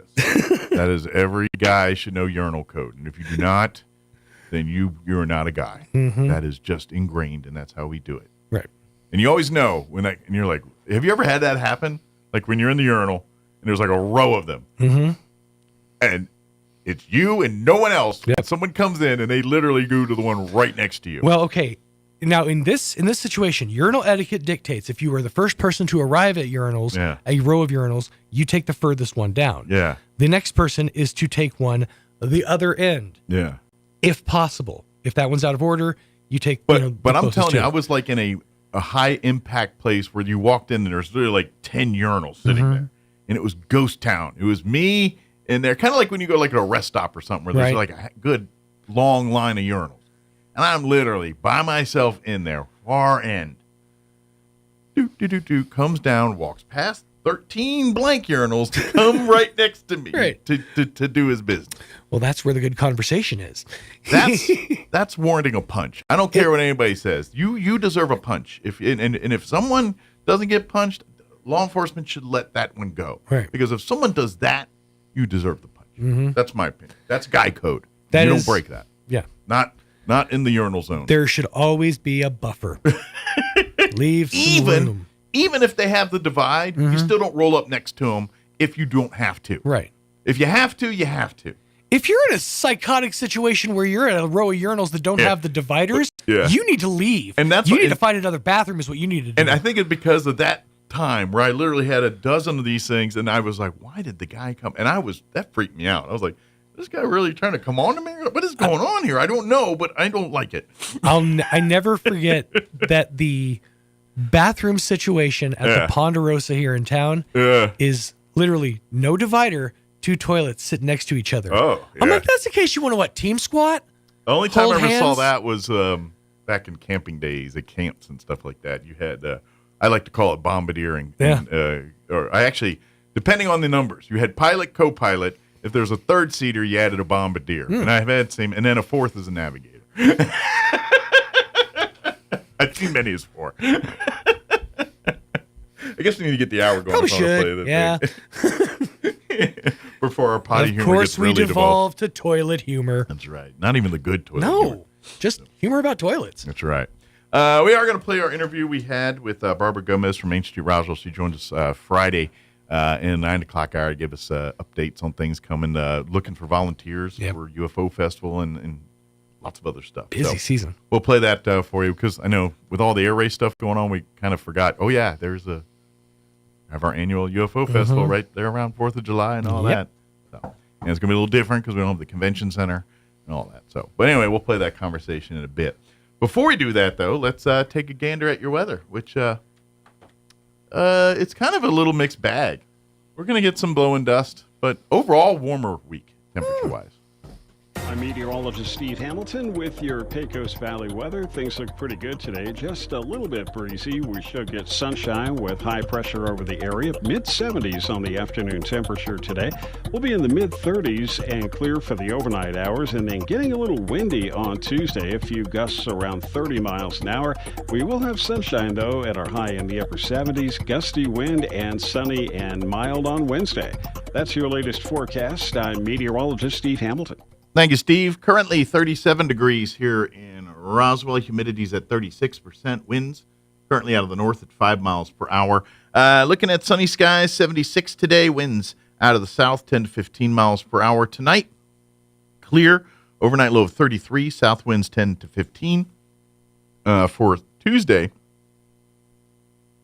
they say patchy blowing dust and a high of 80 under sunny skies, but the winds are only out of the southwest 10 to 15 tomorrow, so I don't know how much patchy blowing dust we're going to see unless the winds are off, which that's where I'm leaning. Wednesday, we're looking at a windy day with patchy blowing dust, 73 and sunny, but winds will be out of the west 10 to 15 early, 20 to 25, gusting as high as 35 miles per hour by Wednesday afternoon. Thursday, we're looking at windy and 79. There is a 20% chance at moisture Thursday night. Also a slight chance of moisture Friday. Sunny with a high of only 59 on Friday. And then for the weekend, Saturday, windy and 63. Sunny and 75 on Sunday. So kind of it's March in New Mexico. So temps a little bit warmer, but going to be some days quite a bit of wind, looks like. All right, 8:22. We're going to take a 3-minute break. Then we're going to play our interview with Barbara Gomez from Main Street Roswell. Don't go away. Artesia Main Street is bringing the fun to downtown. On Friday, March 28th, following the main event car cruise, enjoy the Downtown Street Dance with live music from Mammoth Cults. Plus food trucks, great tunes, and an evening of nonstop fun, all with free admission. Don't miss the Downtown Street Dance with music from Mammoth Cults happening Friday, March 28th, 6:30 p.m. in the heart of downtown Artesia. Paid for by Artesia Lodgers Tax. In a medical emergency, every second counts. Artesia General Hospital's emergency department is open 24/7, staffed with highly trained professionals ready to provide life-saving care when you need it most. Don't wait. When minutes matter, trust Artesia General Hospital. Quality emergency care close to home. Learn more at artesiageneral.com. Have you spent a lot of time trying to whiten your teeth with no real success? Here at Carabelli Dental, we have a solution. Get that perfect smile you've always wanted with veneers. Veneer treatment is quick and minimally invasive and will provide you with a confident smile in just a couple easy steps. You deserve to love your smile, so don't let another day pass you by without calling us to start the smile design process. Come see the team at Carabelli Dental at the corner of 9th and Main in Roswell, or call 575-622-4455. What made Roswell Hyundai the #1 used car dealership in southeastern New Mexico for 2023? Great selection, great savings, and great people. Roswell Hyundai has an amazing selection of makes, models, and model years to choose from. If you can't find it, Roswell Hyundai can get it. And Roswell Hyundai will take any trade. The experts at Roswell Hyundai will work with you to get you behind the wheel of your next dream ride. So, what makes Roswell Hyundai the #1 used car dealership in southeastern New Mexico? You do! Come check out the Used Car Supercenter only at Roswell Hyundai, 1909 West 2nd. If you're missing a tooth or several teeth, a dental implant may be the ultimate solution. Implants look and feel so much like real teeth that you probably forget you have an implant. Maupin and Brown Dentistry is one of New Mexico's most experienced implant providers, with literally thousands of implant patients who are absolutely delighted with the results. Call Maupin and Brown today for an evaluation. You'll be surprised how affordable implants can be. Maupin and Brown, your choice for experienced, state-of-the-art dentistry.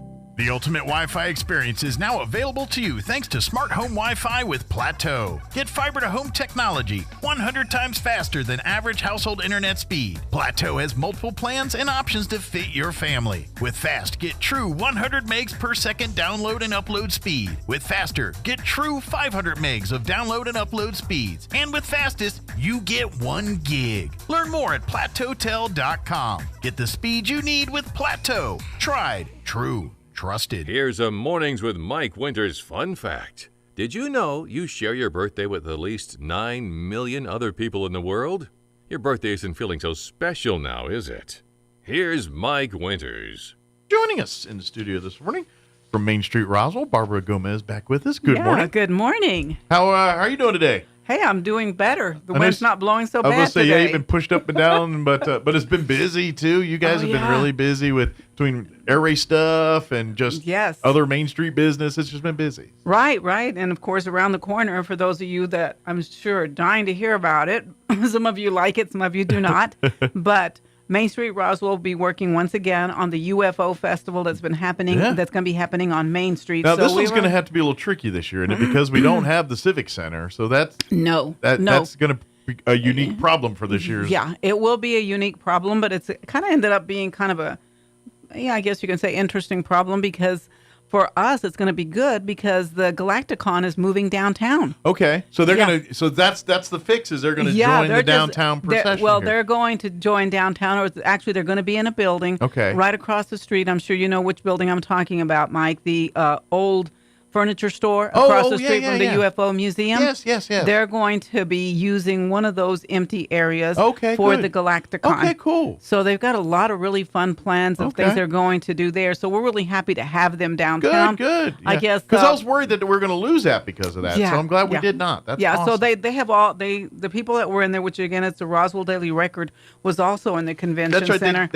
Are they going to be doing their thing in there too? The incident? I haven't fully know what they're going to do, but I've heard that they're going to be at the Pueblo Auditorium. Okay. So they've got their plan. So the events are going to be happening. They're just going to be moving somewhere else. Just slightly shifting. Slightly shifting Are things they done around. with the Pueblo stuff? Because I know they've been renovating and upgrading Yeah, that they've been doing a little bit there. So I think that everybody's looking for new locations to have their events. Trying to find their workarounds here. Yeah. But the really cool thing, Mike, is what we're planning on doing this year, which we tried to do it last year. Didn't work as great as we'd hoped. But we're going to have a collective schedule of events that will be listed on the city website, which is ufofestival.com. Okay. That's your one stop. That's my one stop. All things festival related, that's where you'll find it. It will be going to be at UFO Whether Festival. it's Galacticon or Main Street or the city or the paper or whomever's doing something. That's right. So the plan is to have a collective schedule. Everybody that's doing something throughout the town will be in the collective schedule. Now, mind you, it's not going to be from now till forever. It'll be starting from about July the 1st to the end of the festival. Gotcha. It starts 4th, 5th, and 6th, okay? And so you will find information about the Galacticon. You'll find out information about the Roswell incident. You'll find out about what the miniature museum has going on, and then all the activities that'll be happening downtown. There's going to be a lot of fun stuff. So, yeah, a lot of fun stuff going on. So I don't want to focus too much on UFO yet because we're only in March. You'll hear plenty of it here. You're going to get so sick and tired of hearing. But it's great to see there's a plan in action. There is a plan. And because I was kind of curious, like, man, how are we going to do this without the convention center? And it sounds like we got a workaround here. So yeah, we do have a little bit of a workaround. Also, the reason I mentioned July the 1st, that's on Tuesday. Mm-hmm. So, during this last time when we had the UFO festival, one of the things that we found out through looking through some of our records and looking at the number of people that come to town and things like that is that people arrive to Roswell sometimes, well, even earlier, but the week before the event is filled with people, and the week after the event is filled with people. Mm-hmm. So we decided, starting on July the 1st, that we want to add things happening in this community. So when people show up to town, they can say, what is there to do in Roswell? We can say maybe they can go out to Bottomless Lakes. Mm-hmm. They might have a Star Watch out there. The UFO Museum might have something going on Monday or Tuesday, or even Moonrock Outfitters might put together a group for bike riding. Yeah, or maybe there's a concert or a band hanging out at one of the restaurants. So we want to give tourists and locals a reason to come downtown or to or a reason actually to think about what is there happening in Roswell? What else can I do besides other museums besides the UFO museum? Yeah, here to other check museums. Out. And of course, we have a few exciting buildings that are popping up with people in them. And I don't know if you've heard about this, Mike, or had a chance to visit them, but a new store opened up downtown. It is at 311 North Main Street. It's called the Roswell Space Toy Museum. Oh, cool. And I haven't... No, I'm new of them. I've not heard of this one. So this one is going to be where the old, what was it, Calico Cow used to be, just south of Stellar. Okay. I understand that they're going to have space toys ranging from the 1930s through the 1960s. So like a little mini museum. Of mini toy museum. And things. Oh, yeah, cool. Lots of cool photo ops and fun rides for the kiddies. So they're going to have rides in there. So all those collectors out there will probably, because everyone, I've seen like guys like Sean got a stash of figures hanging out and stuff. Yeah. This is your wheelhouse right here. Is come see a museum. Yeah, you need to go by there and see that. Obviously alien themed toys. So this last Saturday on March the 1st, they kind of held kind of a soft grand opening, I guess you can say, but you need to go by and see them. I will stop by there, take some pictures maybe, and we'll put together a little video and put it on our Facebook so you guys can see what's going on there. So is it like the museum kind of his own private collection of stuff, or is it like stuff on loan? Do you know? You know what, Mike? I don't know that much about it yet because I hadn't made my way over there. Okay, yet, but they are at 311 North Main. All right. Go get you some coffee at Stellar's and then walk on over next door and go look at the Roswell Space Toy Museum. Yeah. So that's a fun place. So now I've got a couple of things that I know are going to be popping up in the Main Street District. I'm not sure how ready they are for me to announce all of this, but I'm just going to give you a little idea of what might be coming. Just a couple cats coming out of a bag here. Just a couple of them. So we are still looking forward to the alien escape room. Yeah. That is going to be on the 100 block again, across the street from the museum, from the UFO museum. All here downtown where you can kind of tourists or locals want to come and hit the museum, hit something to eat, go do the escape room, maybe go see another museum, go shopping. It's a little something for everybody, and that's what we're the Main Street quarter. And I hear a little bird told me that there might be glow in the dark putt golf also going in on Main Street. Sounds cool, and it's going to be. Can you imagine an indoor glow in the dark during the 105 degree weather in Roswell? Exactly. That'll be a very popular joint. It could be a really fun place to go. So I'll give you more as soon as I find out about that. Let you know about what's going on. But coming up here in March, one of my favorite months. St. Patrick's Day and everything. I don't know why I think it's awesome, but I do. I do enjoy it as an Irish lad myself. I'm not Irish, but I like to tell people I am. They don't believe it. I don't know why, Mike. I don't know why, but well, my middle name is Patrick, so I'm Michael Patrick. That's Patrick. That's about as Patrick as you get. Yes, kind of like Christopher and Sean and Matthew and some of those names. And I've done those 23andMe's, and I'm about 60% Irish. Wow, English, Mike, you need to put together an Irish event. I'll help you with this. Okay, let's do this. I do have some Irish in me. Let's do that.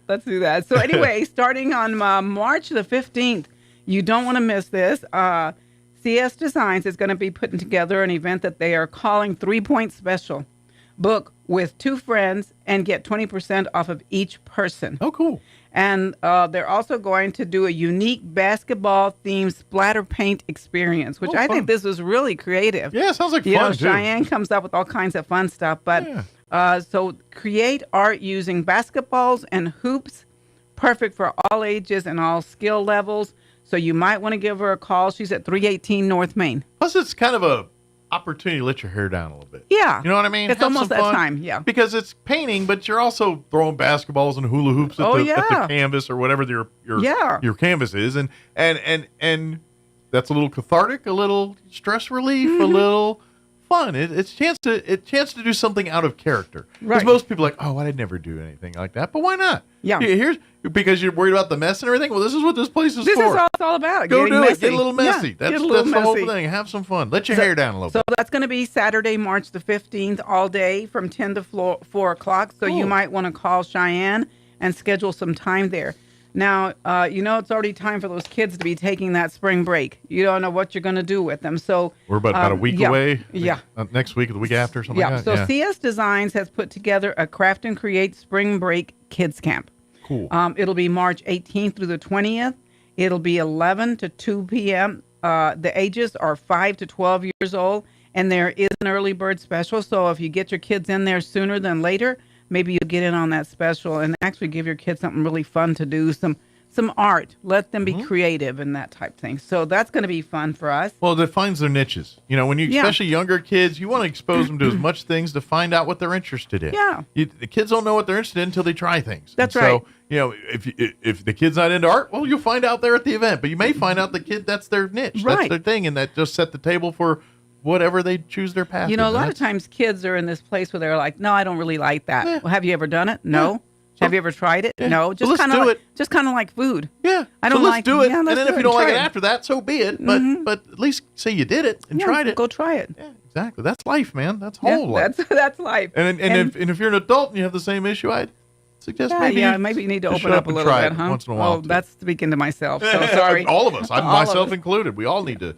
Sometimes you just need to show up and try it. Yeah. Just take your own notions out of it. Yeah. So if you're into more of the UFO type thing, you might want to go to 116 East 2nd. That's a Roswell UFO spacewalk. It's over here going east on 2nd Street. That's a really cool tour. I've taken that one before, so you might want to go in there, and you again can get out of the heat later on. I must say it's kind of dark and neat. A lot of it takes you to different worlds and things. And glow in the dark type things, and they're really fun. And if you're into books, the March sales are coming up. $5 a bag sale on March 5th. Was that Books Again? Yes, Books and Again at 308 North Richardson. And they support the Roswell Public Library. That's a non. Oh, yeah. That's so, like all the money you spend there and the books you donate there, that money goes back to the Roswell Public Library for their program. Oh, yeah. So there you go. That's a good reason to buy that. It's a win-win, yeah. Thanks, Mike. So it's $5 bag sale on March 5th, 15th, and 25th. and they have all types of in-store specials. It's a really great place to go at 308 North Richardson Avenue, 10 to 4 p.m. Tuesday through Saturday. And while you're there, you might as well just meander down the block and go to the Miniature Museum if you've not been. Oh, that is so cool. That is a really cool place. And I don't care if you're 80 or 8. You're going to love it in there. It's just so much cool little things in there. We had a meeting in there, stakeholder meeting not too long ago in there. And a couple of the people that came were like, I've never been in here. Yeah. I have never seen all of this, the little teeny tiny little things that they have. It's just so much fun exploring. As eclectic and as cool as the Anderson Museum is, it's like that in miniatures form. In miniatures, yes. If that makes sense. Because if you go to the Anderson, and you could see literally anything in that museum. The miniatures is the same thing, but little. But little. And they have curios, I guess you can call it, because they're curious things. They're odd things. Oddities. Almost the not quite Ripley's Believe It or Not level, not quite. But in that ballpark. Yeah. And so they're planning some really fun things as well for the UFO Festival. So we're excited about that. So I want to tell you a couple of things. I have some of these save the date cards that I put here, and I know it's on TV, so I'm going to let you see that. But in the back of it, it's got a couple of QR codes. One of them is for the air races, because everybody's asking questions about the air races, and the other one's about the UFO Festival. These will take you to that website that I told you, the UFOfestival.com website, and to the C. Roswell website, and also tells you about the air races. And folks that are older like me, ask your grandkids or kids.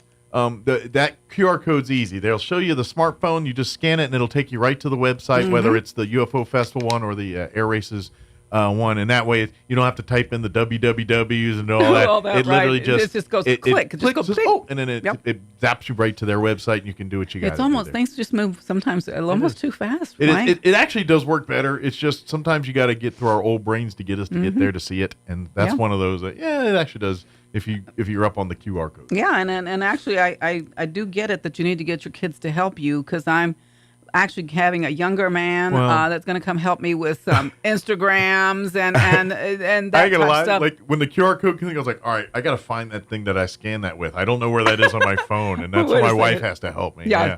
Take up a little picture. I'm that kind of stupid. So it's like, I know the concept, I just don't know how to do it on my phone. Yeah. Whenever because it's kind of started back in the pandemic. When they were trying you. Check on the menu. They didn't hand you a menu. Right. So it was all these QR codes. Yeah, it's all these QR codes. They find out that in some instances it is a quicker way to quicker end to the mean on these things. So, yeah, and a big thank you to the Roswell Chamber of Commerce. They let us use their meeting room last week on the 27th. And it was standing room only. It was standing room only, you guys. We had Phil. And we also had Tony from the air races. Was Fred there as well too? Fred was there. Yeah. We just had him on last time. Yeah, Fred was there. Who did I say? You said Fred, Tony? Yeah, Fred and Tony. I'm sorry. Fred and Tony were both there. And they gave a quick overview of how many people were coming, what to expect, when they would arrive. And like I said, it was open to the public, and it was standing room only. Yeah, it was. I think it was like 55 people showed up. I know for people that. said that I tried to go, but they were full. Yeah, I apologize for those of you that wanted to get online. That is a good problem to have. That online kind of messed up on me. Technology is technology, and sometimes it works great. I want to get one of these younger kids to help me on that one. I thought it would work. As a person that deals with it every day, I empathize with you on those, because I've had those days where everything's supposed to work and it just doesn't. Just didn't, and I was like, and I kept getting text messages. Yeah. Where is it? Where is it? And I'm like, I'm trying. And my problem is I'm sitting at a football game, and then people are like, "Where's the game?" And I'm like, "This stupid thing's not working. It's not working. I'm getting there." I swear, I feel your pain. It was great. So we were hoping, and we don't know yet. We have to wait to see if they're going to want us to do something. But myself and Andrea and other people in the community are open to have more, maybe specialized meetings if they'll allow us. And so talking about one specific thing you're interested in. Maybe you're not interested in where the RV parks are at, but you're more interested in how can my civic organization be involved. Well, they're going to need an army of volunteers, and so your organizations. Oh man, you just segued into the next thing that I need to talk about. And so your organizations can really take advantage of this, both physically and financially. making money for your organizations, but at the same time, getting good exposure for your organizations, getting good stuff. There's a lot of opportunities. Lots of opportunities. And as Fred was mentioning, they do have a soft spot for military and that. So if there's the vets groups veterans groups and kids groups, they do show a little bit of love to those vets groups and things. Yeah, so that's going to be fun. But just a really quick thing, I am not, I don't know everything about the national championship air races. I just put this on for the community and for the district. However, if you call me and you have questions, I will lead you in the right direction or pick up one of these cards. I could tell you, if you're interested in volunteering, or if you even like students and scholarships and some of that kind of stuff, go to and that's what the QR code will take you. Airraces.org is where it'll go. Airraces.org. That's right. And then you can read, or like I said, we're just scanning that QR code, and I'm telling you, you'll learn everything you need to know about the air races, learn about their community. Like I said, the education and STEM and scholarship side of it. And, if you have kids that are interested in STEM, they might be able to get some money for schools. Yeah, because they're really into that as well. Yeah, this is, and also if you're interested in volunteering, if you're interested in, and of course, getting tickets and all that, they're going to have, like when we were talking to Fred, it sounds like they're going to offer like a Roswell local package for tickets versus, the out-of-towners, which we're going to get. There's just going to be so many different opportunities to do something. But I'm so glad you talked about volunteers. This is up on my website, Mike. Volunteers needed for the UFO Festival. Main Street Roswell's always in need of volunteers. I am always in need of volunteers. So if you look at the Main Street Roswell Facebook, it'll tell you who to call or who to email. Yeah. We're going to be setting up a volunteer team. The volunteers will have T-shirts. They will have a section of where they can work. And because there's so much going to be happening, Mike, during that time with the 7 blocks of Main Street being closed down, there's going to be opportunity everywhere. Absolutely. And this is something where yes, we desperately need you for UFO Festival. But I would argue there's so many events throughout the year that that you could get involved with as a volunteer, whether it's some of the other downtown events, chili cheese festivals or those types of events, to even if it's just to help beautify our community. Yeah, or sometimes in the spring they go plant flowers, or if they're going to do a kind of a cleanup somewhere at one of the parks or one of the Main Street public spaces. And you don't downtown. have to come to everything we do. But maybe planting flowers is your thing. We will have planting day on Main Street. I believe the date we're looking at is May the 1st. I'm still trying to get that gelled, but I believe that's the date we're looking for. So all the pots that you see down. Well, the way the weather's going, I don't know if any time's the right time to plant around here. Wait. Let's just wait a little bit. Maybe give it a month or two. But either way, Main Street is responsible for all the pots downtown. Roswell Seed provides us with flowers. Long-time Main Street. Main Street. Home to Main Street for over 100 plus years. Yeah, longer than we've been around, probably. They were older than Main Street. So they provide us some really beautiful flowers. So if that's your thing, let me know. But we'll try to provide you guys with some T-shirts. And we're also trying to create a group that's going to be called The Hype. And it's going to be the downtown hype. Nice. And so they're going to be kind of like ambassadors of Main Street. So if you have interest in that, let me know. And this is where I would think, like, if there's young folks that are, like, maybe you're pursuing careers in college or marketing and those type of things, maybe this is where your volunteer could be helping on this thing, like with the hype and things a lot, working with social media, using the technologies to get word out about Main Street Roswell and what's going on. I could use office help anytime. I'm the only employee. Well, that's quite frankly, people like Barbara and myself, that we weren't born into these worlds, and so it's a foreign language to us on some of these sometimes things. On some of it. So and maybe not even just the physically of doing the thing, but the concepts of what these things do. Yeah. Folks like you and I, we kind of learn it later. It's like, oh, did you know you could do this thing with the QR code? And people are like, yeah, I've been doing it for 5 years. Okay, well, I'm a little slow. And so some of you folks that have been telling us, I've been doing it for 5 years. That's what we're saying. Volunteer this time. Say, hey, well, I could create an app or whatever it is that does this thing and do this. And or through the social media, you can create a link to a thing or a page for a poll for this or whatever. We could desperately use volunteers that are good at that kind of stuff. If you're younger and you're into this or just stuff, savvy you don't in have that to. stuff. If you're just savvy in it. I say younger because I'm just mostly it's going to be folks that know this. But I could really use some help with that. So if you want to come to the office, you don't really want to be out in the sun, and you just want to come and help me file, that would be really awesome as well. That's so not everything is necessarily working a booth at an event. No. However, we'd love, because we need a lot of those that folks. helps a lot. And there are perks. Like you said, usually there's exclusive, like UFO Festival, there's things, There's swag, food, there's there's swag, opportunities, there's there's experiences t-shirts, you get experiences, that no one else gets. Yeah. That's part of that. So the other thing that you were talking about earlier, Mike, about blowing away while we were busy working on benches. Yes. So I did post some information about Bottle Cap to Benches program. It is still happening. I'm so glad that is. It is not completely just a Main Street type of a program. It shouldn't it's be. being done through the community. It just but makes Main too much Street, dang sense not to. Yeah. Yes. And so Main Street adopted it with the help of Bianca over at Southwest Print. But she gave us a list of things that are acceptable. So if a lot of people bring me a bag full of bottle caps, I really didn't know, Mike, what the sorting entailed. Yeah, what it was all about. There is a kind of certain types that it just can't method take. to their madness, I guess you can say. But you know, you get all these caps, you turn them around. Some of them are really clean and look great. Some of them still have milk on the inside, or they still are kind of dirty. We don't have time to clean those all out. We really, really don't. So if you could help us out by just rinse them off a little bit and bag them up. But some of the things that are acceptable are medicine bottle caps.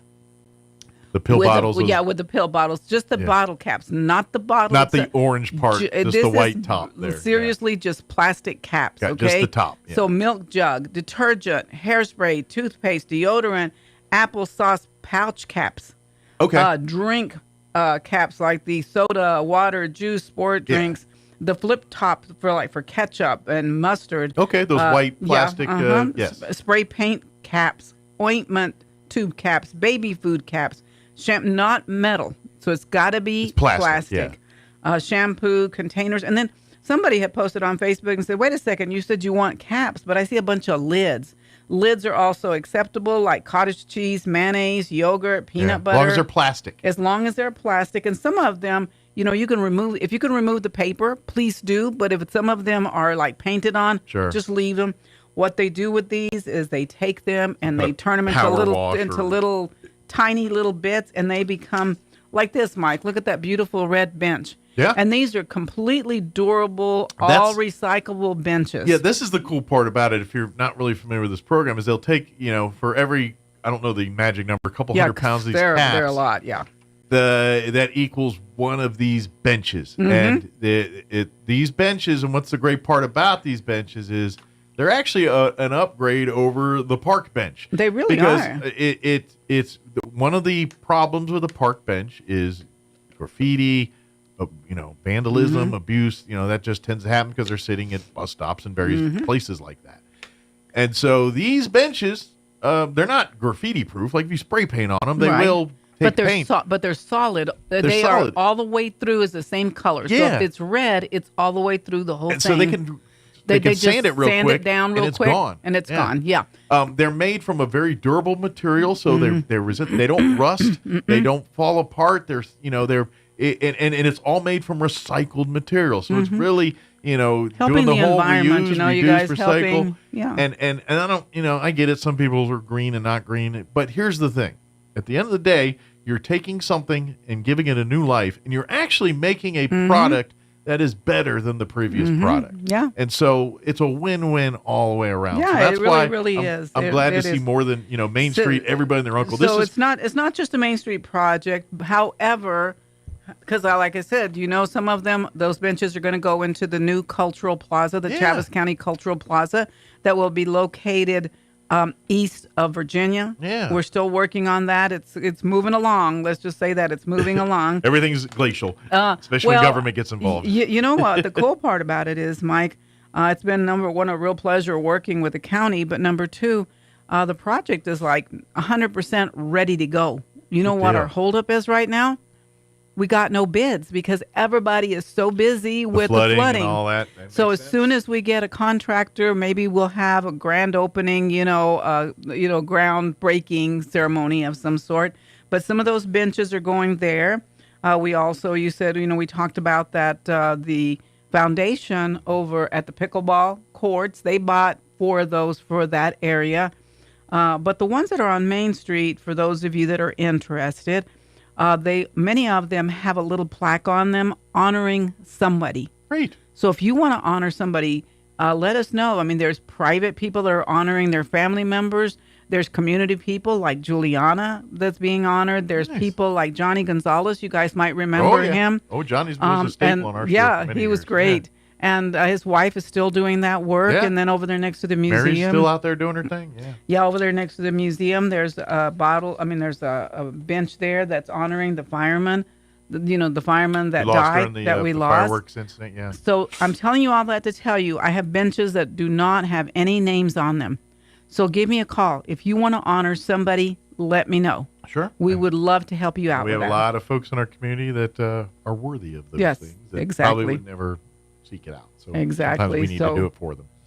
Anyway, I think that's all I got this morning, Mike. I can't think of anything else. But Of course, if you have any question about anything, MainStreetRoswell.org is the website you can go to. Don't forget the UFO Festival website. It's not fully up and to its thing yet, but it will be here in the coming weeks. Yeah, you can still look there. We'll be giving you direct. More information soon. We'll be giving you directive as it comes. You may not find all of your answers there yet, but those will be in there as we get there. We're working on an online process, Mike, for vendors, and that's what's kind of been taking a little while. Sure.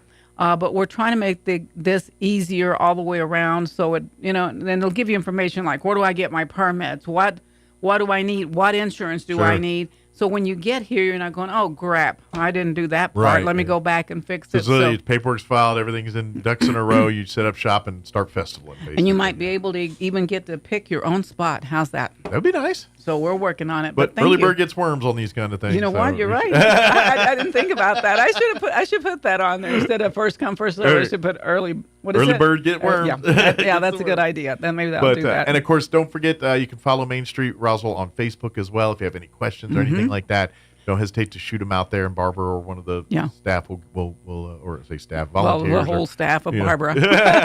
No, well, not really. Like but some of the boards do volunteer. Yeah, some of the board members do volunteer and help out, so that is good. Yeah. But again, our email address is mainstreetroswell@gmail.com. That's the one that starts with Main Street Roswell. The other one starts out with ed@mainstreetroswell.org. Gotcha. I'm getting ready to change that to something else, but everybody sends me emails saying, hello, Ed. Hi, Ed. No, I'm the executive director. I'm not Ed. I ain't gonna lie. Because when we were talking about the meeting and all that, I was like, email Ed at. That's how I kept saying it. I know. I'd like to say Ed, but then people that don't know that it stands for executive director or it's me will send emails. Dear Ed. I just, whatever gets it in people's brains, that's how I'm going to do it. That's a good idea. Well, I'm a path at least. Whatever got you to remember it. Yeah. That's because that's how I live. I'm like, I'll put a thing on. That's how I remembered it. It's stupid, but that's what I did. Yeah, no, that's okay. Yeah. I hate to break it to you, but I'm going to have to change it pretty soon here. It's going away. Sorry, Ed. Sorry, Ed. Well, thank you, Barbara. Well, you're very welcome. We'll see you next time. See you next time. And, don't work too hard. Stay out of the wind. Yeah. All right. All right. See you later. 9:52. Let's pause for news and commercials and sports and all that. Now for your Pecos Valley news update, I'm Jared Sorello. The New Mexico Department of Health confirming the measles outbreak has resulted in 1 death in Lee County and a total of 30 cases since February 9th. The deceased, an unvaccinated Lee County adult, tested positive for measles after death and did not seek medical care before passing, according to health officials. All of the state's cases since February 9th have been identified in Lee County, totaling 26 adults and 4 children under the age of 17. The Roswell Animal Shelter is currently closed as the staff conducts a deep cleaning of the facility following confirmation of canine distemper among dogs at the shelter. Roswell Animal Services will continue to accept emergency intakes of dogs. They will be housed at a separate facility to prevent further exposure to the highly contagious virus. Testing from samples of 7 dogs returned positive for a strain that's resistant to most manufactured distemper vaccines. The shelter says that means even vaccinated animals might be at risk. You're up to date. I'm Jared Sorello. all across America. This is the Red Apple Audio Network's Market Report. I'm James Flippin. U.S. stocks finished higher on Friday. It was a choppy session. The Dow was actually down 400 points at one point during earlier trading, but the S&P was headed for its worst week since September of last year amid President Trump's ongoing use of tariffs, or at least the threat of tariffs, in negotiations with foreign countries like China, Canada, Mexico. That process has led to fears of a potential all-out trade war, and investors on Wall Street are closely watching all of that. Stocks have been sluggish during that process. Federal Reserve Chairman Jerome Powell spoke publicly on Friday at an economic forum here in New York and said the central bank is awaiting more clarity from the Trump White House in terms of what it plans to do with tariffs and trade. Powell says the Fed doesn't need to be in a hurry to make a move regarding rates. Economic data, investors studied a weaker than expected jobs report Friday that suggested the economy could be softening overall. U.S. Treasury yields briefly moved lower in response. Non-farm payrolls increased by 151,000 jobs in February, below the forecast for 170,000, and the unemployment rate came in at 4.1%. With business, I'm James Flippin. This is the Red Apple Audio Network's Market Report. Hey, it's Joe Piscopo. Take your listening room to the next level with Verdant Audio. That's VERDANT Audio, helping build the perfect listening room in your home. With experts to help put together your dream sound system, Verdant Audio experts help you select the perfect gear with equipment you will not find anywhere else. No intimidation, just passionate people who love extraordinary sound. Transform your listening experience. Visit verdantaudio.com. Explore their collection and book your consultation today. Are you ready to succeed? At ENMU Roswell, they cater to your educational needs. Their dedicated facilities and faculties provide you with an exceptional learning experience. From academic programs to behavioral sciences, business, health education, or technical education, ENMU Roswell offers a wide variety of certifications and degree programs designed to take your education and experience to the next level. Register now on campus or online at roswell.enmu.edu. Eastern New Mexico University, Roswell. Success starts here. Have you experienced the Valley Cafe yet? It's much more than lunch or dinner. It's an experience. Chef Anthony Noble is a nominated Chef of the Year and manager with a 4.9 out of 5 kitchen cleanliness rating and a 4.8 out of 5 most love rating. It's time for you to experience the difference that so many others already have at the Valley Cafe. Visit for lunch or dinner at 801 West Brasher, the Orange Building across from Church on the Move in Roswell, and save the Valley Cafe in your contacts. 575-755-EATS, 575-755-3287. Don't forget, we can cater your event too, and a portion of our proceeds go to the Dream Center in Roswell. On air and online, this is Roswell's home for talk radio, KEND Roswell. And we're closing in on 9 o'clock. Stay tuned next hour. Carrie Moore with the Chaves County Health Council will join us, talking Veteran Symposium and other things. That's all up next. Town Hall News coming up first. We'll be back on the other side. Don't go away. News this hour from townhall.com. I'm Rich Thomason. Ending the war in Ukraine. That will be the focus of talks planned for tomorrow. The discussions involving Secretary of State Rubio and high-ranking Ukrainian officials being hosted by the Saudis. Marco Rubio lands in Jeddah tonight, ready to press the Ukrainians to sign President Trump's minerals deal. Mr. Zelensky is also in Saudi Arabia to meet the Crown Prince, but is not expected formally to take part in talks with the Americans, instead leaving that to his senior officials. And that's BBC's Tom Bateman. President Trump talking about lifting the ban on intelligence sharing with Ukraine. He is also discussing tariffs. For years, the globalists, the big globalists, have been ripping off the United States. They've been taking money away from the United States. And all we're doing is getting some of it back, and we're going to treat our country fairly. President on Fox News Sunday Morning Futures with Maria Bartiromo. China's retaliatory tariffs on U.S. agricultural imports take effect today. Last week, Mr. Trump had hiked tariffs on a range of Chinese goods. The Supreme Court has agreed to decide whether state and local governments can enforce laws banning conversion therapy for LGBTQ plus children. That in the case out of Colorado. The justices have also heard arguments in a Tennessee case over whether state bans on treating transgender minors violate the Constitution.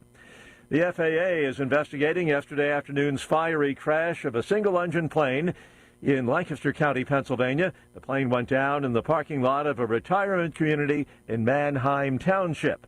5 people on board were hospitalized, several sent to burn centers. There were no injuries among people on the ground.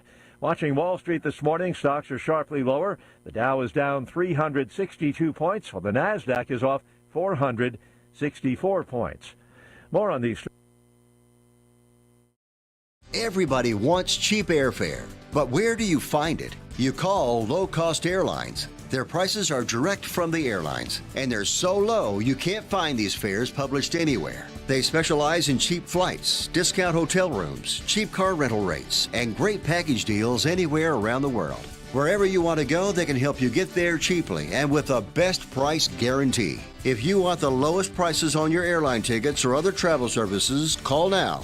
That's right, call. That's the only way to get these rates. Experts are standing by 24/7 to get you the cheapest airfare and hotel rates available. So don't wait. Call right now for the lowest travel prices anywhere and for great last-minute travel deals too. Call 866-755-5300. That's 866-755-5300. Again, that's 866-755-5300. Call us right now.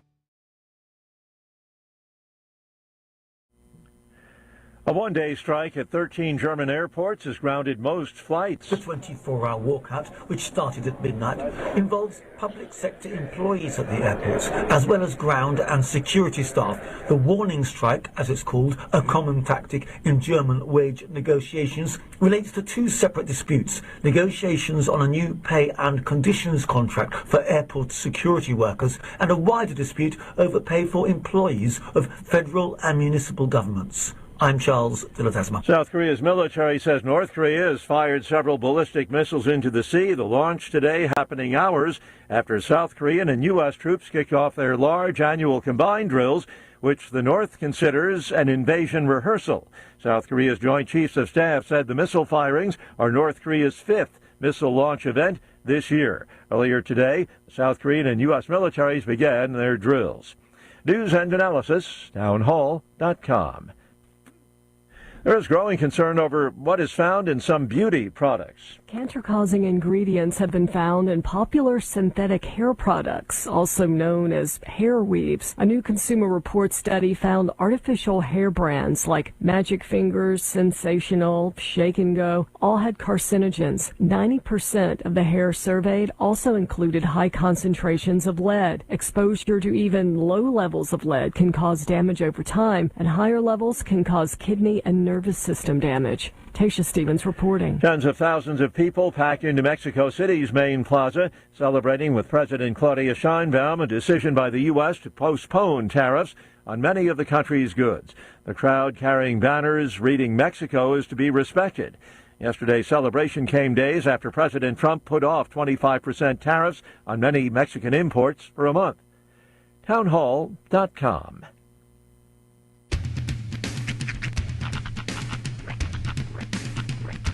What in the wide, wide world of sports is going on here?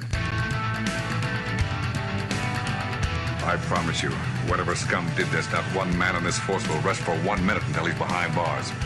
Now let's grab a bite to eat. Yeah, come on. I feel the hot wind on my shoulder and the touch of a world that is older. I hit the switch and check the number. I leave it on and then I slumber. I hear the rhythm ringing through it. Flamenco guitar and cumbia music. I hear the talking of the DJ. The travel listen, what does he say? I'm on a Mexican radio. I'm on a Mexican world radio. Broadcasting live from high atop the J.P. White Building in downtown Roswell, New Mexico.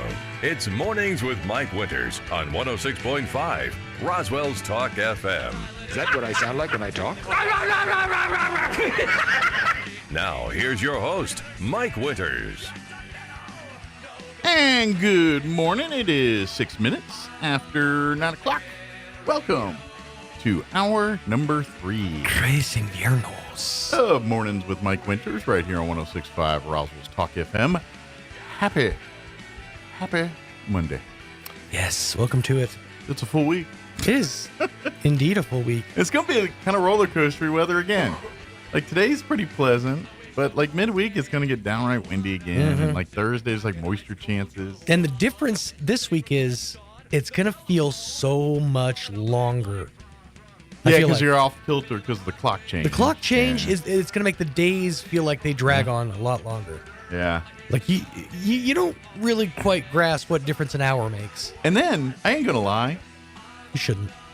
But I feel like if you're you lean hypochondriac-ish, like they set everyone up to be, like they almost tell you have to be. Because I don't know how many times I turn on the news, the TV over the weekend, and they discuss time change. Because right after they discuss time change, then they get some doctor or some health expert telling us how bad for our health it is, the time change is. And they tell you every time, and I know you see it enough, you're going to be like, yeah, I'm tired and cranky. It just comes down to the circadian rhythm. Yeah. The way that a day tends to go, and you get into a specific routine, and then when it's shaken up twice a year, you're never able to find footing. Oh, yeah, I agree. It's all those things, but I feel like the news is like enhancing it. 100%. Like, hey, don't forget, you're going to feel bad tomorrow, remember? And it's like, and to be honest. Like, you know why they do that? And we'll be back right after this. You want to feel better? You want to feel more energy? You want to feel more stamina? Buy our products. Yeah. Here's crap to make you feel better about being you. Yeah. I know, I get it. Like I've seen the thing where it's like, they do the tease for a 10 o'clock news story. Tonight at 10, yeah. The world's going to end tomorrow. Details at 10. And you're like, what? And then you get to 10 and it's like, nothing. It's a big, fat nothing burger. But scientists have upped our chances of being hit by an asteroid in 2062 to 1.1%. Right. You know what? After that whole game that they were doing for a couple weeks there with all that, I think the final conclusion was, we're fine, but the moon might get hit. It's going to hit the moon, and that's going to mess everything up. I don't know what's going to happen after that. Is water just going to fly away? You might be mad about the 1 hour thing. You wait till that happens. But I'm not sure exactly how gravity works. I know that's a shocker. I feel like there's a Netflix movie about blowing up the moon or something that we can just learn from that. There's, I can't think of the name of the movie, but there's a movie. Ask Gene. No, it's a newer movie. Yeah, but and it's obscure stuff about the moon, it's not about the moon. It's called, I think it's called Don't Look Up. Because there's no moon. Yeah, here it is. Don't Look Up. There was a movie that came out on Netflix, and the whole thing is, it's two low-level astronomers have to go on a giant media tour to warn mankind of an approaching comet that will destroy planet Earth. And basically, nobody believes them, essentially. Yeah, so it was apparently a really good movie, like really, really spoiler funny. alert, they're right. How does this one end? Yeah. I told you. Though, yeah, exactly. And scene. in the quest to be never-ending quest to be right. Right. The world has to end for it to be like, all right, fine, you were right. That reminds me. Did you ever watch that? And I saw it on Netflix, but it was what's his name? Adam McKay, I think, that produced it or whatever. And it had like every celebrity known to man in it, and it was really talking about the end of the world. I haven't watched it yet, but it's dumb.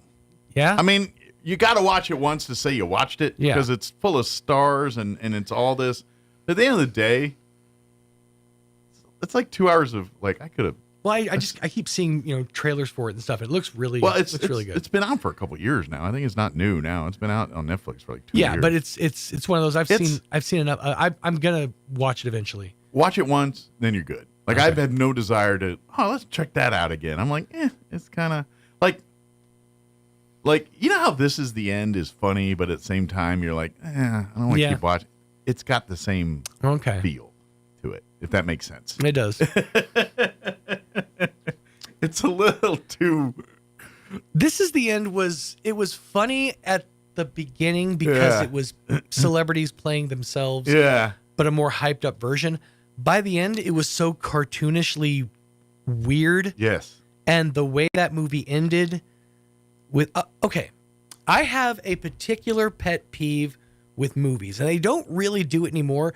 Family comedies are notorious for this. Okay.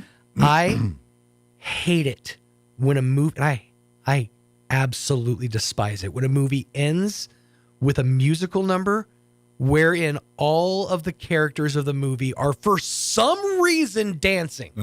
Even the bad guys dancing. Like it completely eliminates the entire movie I just saw. There's a great example of this. You know how I feel about singing in musicals. So I understand. I'm probably right on board with There's a great example of this, and you're gonna laugh, or most people laugh at me, but the already terrible Emoji Movie. That movie was hot garbage to begin with. I've never seen it, so it's I watched it with the kids. It's a 90-minute commercial. It's literally just here's one app, here's another app, here's all the apps again, and then here's Just Dance, and it's a nightmare. But the movie ends with a dance singing thing, like a sing off or whatever, and it's just I wanted to throw my remote at the TV. Here's another one you might have seen, Evan Almighty. Okay, you've seen Evan Almighty. I have. You know how that movie ends? Vaguely, it's been a minute since I've seen it. It hits the natural ending of the movie, and then like the credits sequence. I kind of do remember. There is just a dance break where everybody in the movie, like bad guys, good guys alike. I kind of remember that. Just dance, and it ruined the entire movie. Like that's all I take away from that movie. That's all I remember from Evan Almighty. Really was that stupid dance off. Didn't they do the same thing in 40-Year-Old Virgin? Yes. I thought so. Yep, that's with the Let the Sun Shine In, and it ruined it for me too. There's some commonality here. So this is what I'm telling you. This is why the movie I'm saying, see it once, but you're probably going to be like, I don't need to see that again. That's fair. That's the way I feel about that's that. That's a fair assessment. But you know, one thing I did start finally, Kim and I watched the first 2 episodes of the new season of 1923. Oh yeah. Pretty good. Yeah? Pretty good. Lives up to the hype. I'm excited to see the next episode. Did you have to like go back? Did you do a recap or no? I just watched the recap they gave me, and that gave me enough to say, "Oh yeah, that's right." And they're usually really good about doing like a quick 3-minute. Here's what you missed, and that helped. I was like, "Oh yeah, that's right." Okay, yeah. No, now I remember. Yeah, we're good. All right, you just got to dip a toe back into the world. But I was just like, and then but yeah, once I saw the recap, oh yeah, the girl. Okay, oh yeah, that. Yeah, all right. Yeah, all right, we're good. Yep, making all the connections. Commence. There it is. Yeah, that one. And then I saw all the American Primeval last week. That's a 10. I like it. And now don't bring it to the kids. Don't know that. But if you love a good violent, kids, get in here. We're watching American Primeval. I don't think they'd be interested. If you want a good Western that is, I think, portrays the times pretty good, it's worth a check out. So, American Primeval. But like I said, it's not for the faint of heart. Yeah, I'd imagine it's. Well, neither was the American West. I mean, right. It was true that it was hard times out there. But this ain't the John Wayne Western. This is a little bit darker, a little bit less punches being pulled, little less Hollywood. So, anyway, it's worth a check out. Carrie Morris here with the Travis County Health Council. We'll talk. Of course, they got the big veteran symposium coming up at the end of this month here. Oh, I love symposia. Symposium. No.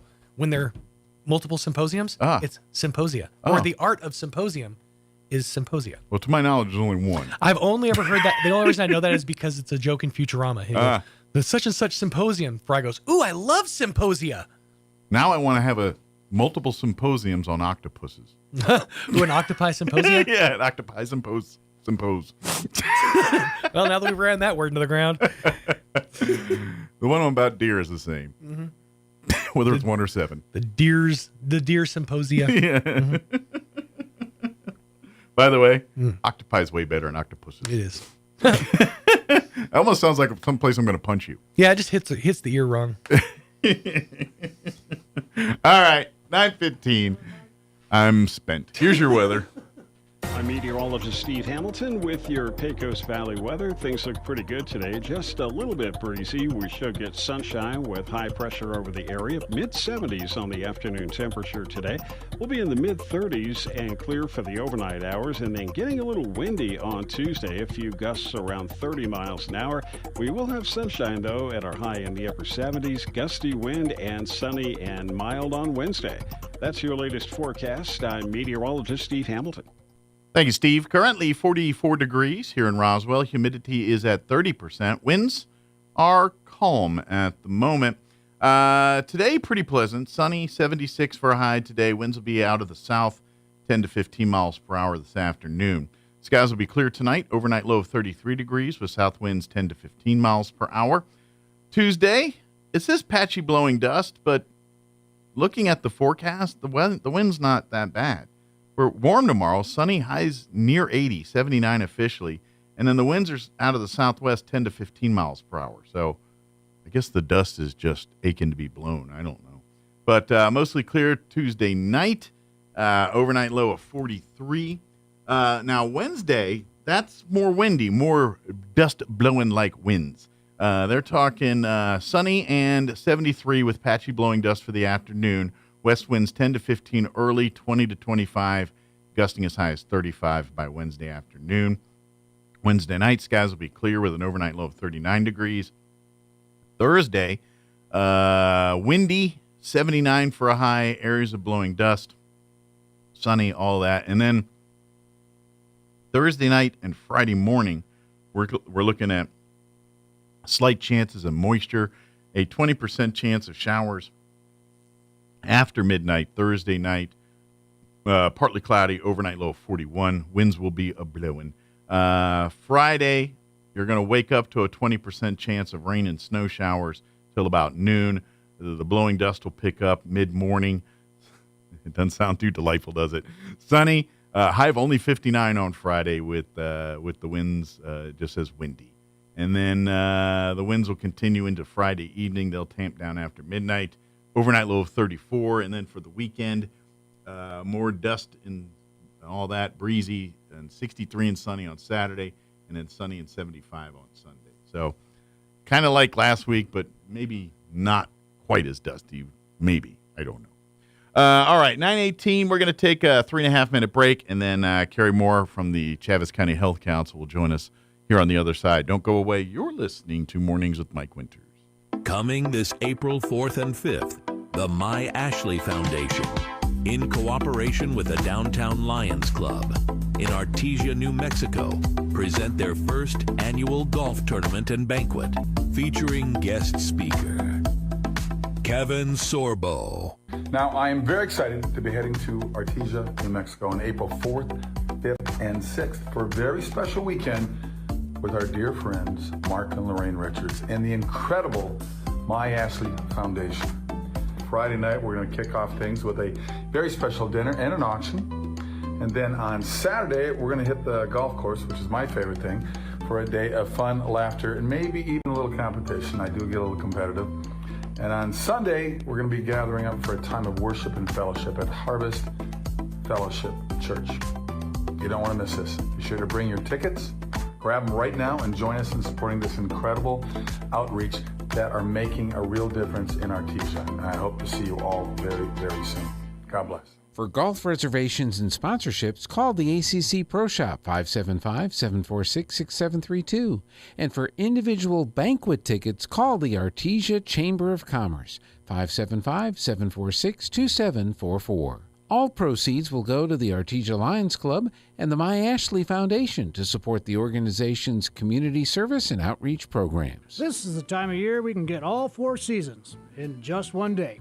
Hi, this is Ben Manette from Roswell Seed Company. 1 minute you're sweating in the sun, and the next minute you've got slush in your shoes. But that's winter in Roswell, and after 127 years, we're starting to get used to it. It's too early to plant very much, but you can fertilize pecan trees, spray for dandelions, order your bees, and pick up a new seed catalog. So come see us at Roswell Seed. Like Jim Gill would say, enjoy the warm days, but don't go far from the fire. Double Up Days are back at Roswell Honda, and that means double your down payment. $500 becomes $1,000. $1,000 becomes $2,000. Up to $2,000 means $4,000 towards your next new or pre-owned vehicle, like a 2020 Chevy Silverado priced under $30,000, a 2022 Dodge Charger SXT slashed to under $24,000, or a 2016 Ford F-150 priced under $20,000. Double up and save during Double Up Days on now at Roswell Honda, 2177 West 2nd. Asian Market brings the flavors of the East to Roswell. The market side has lots of new and different items, including new sauces and noodles to enhance your Asian dishes, plus new snacks and more. And the restaurant inside Asian Market has all Nook's favorites from 11 to 5, like wontons, egg drop, rice or noodle soup, crispy calamari, and the best barbecue fried rice in town. Dine in or call ahead for easy pickup. And find Asian Market on Facebook for updates on open times and specials.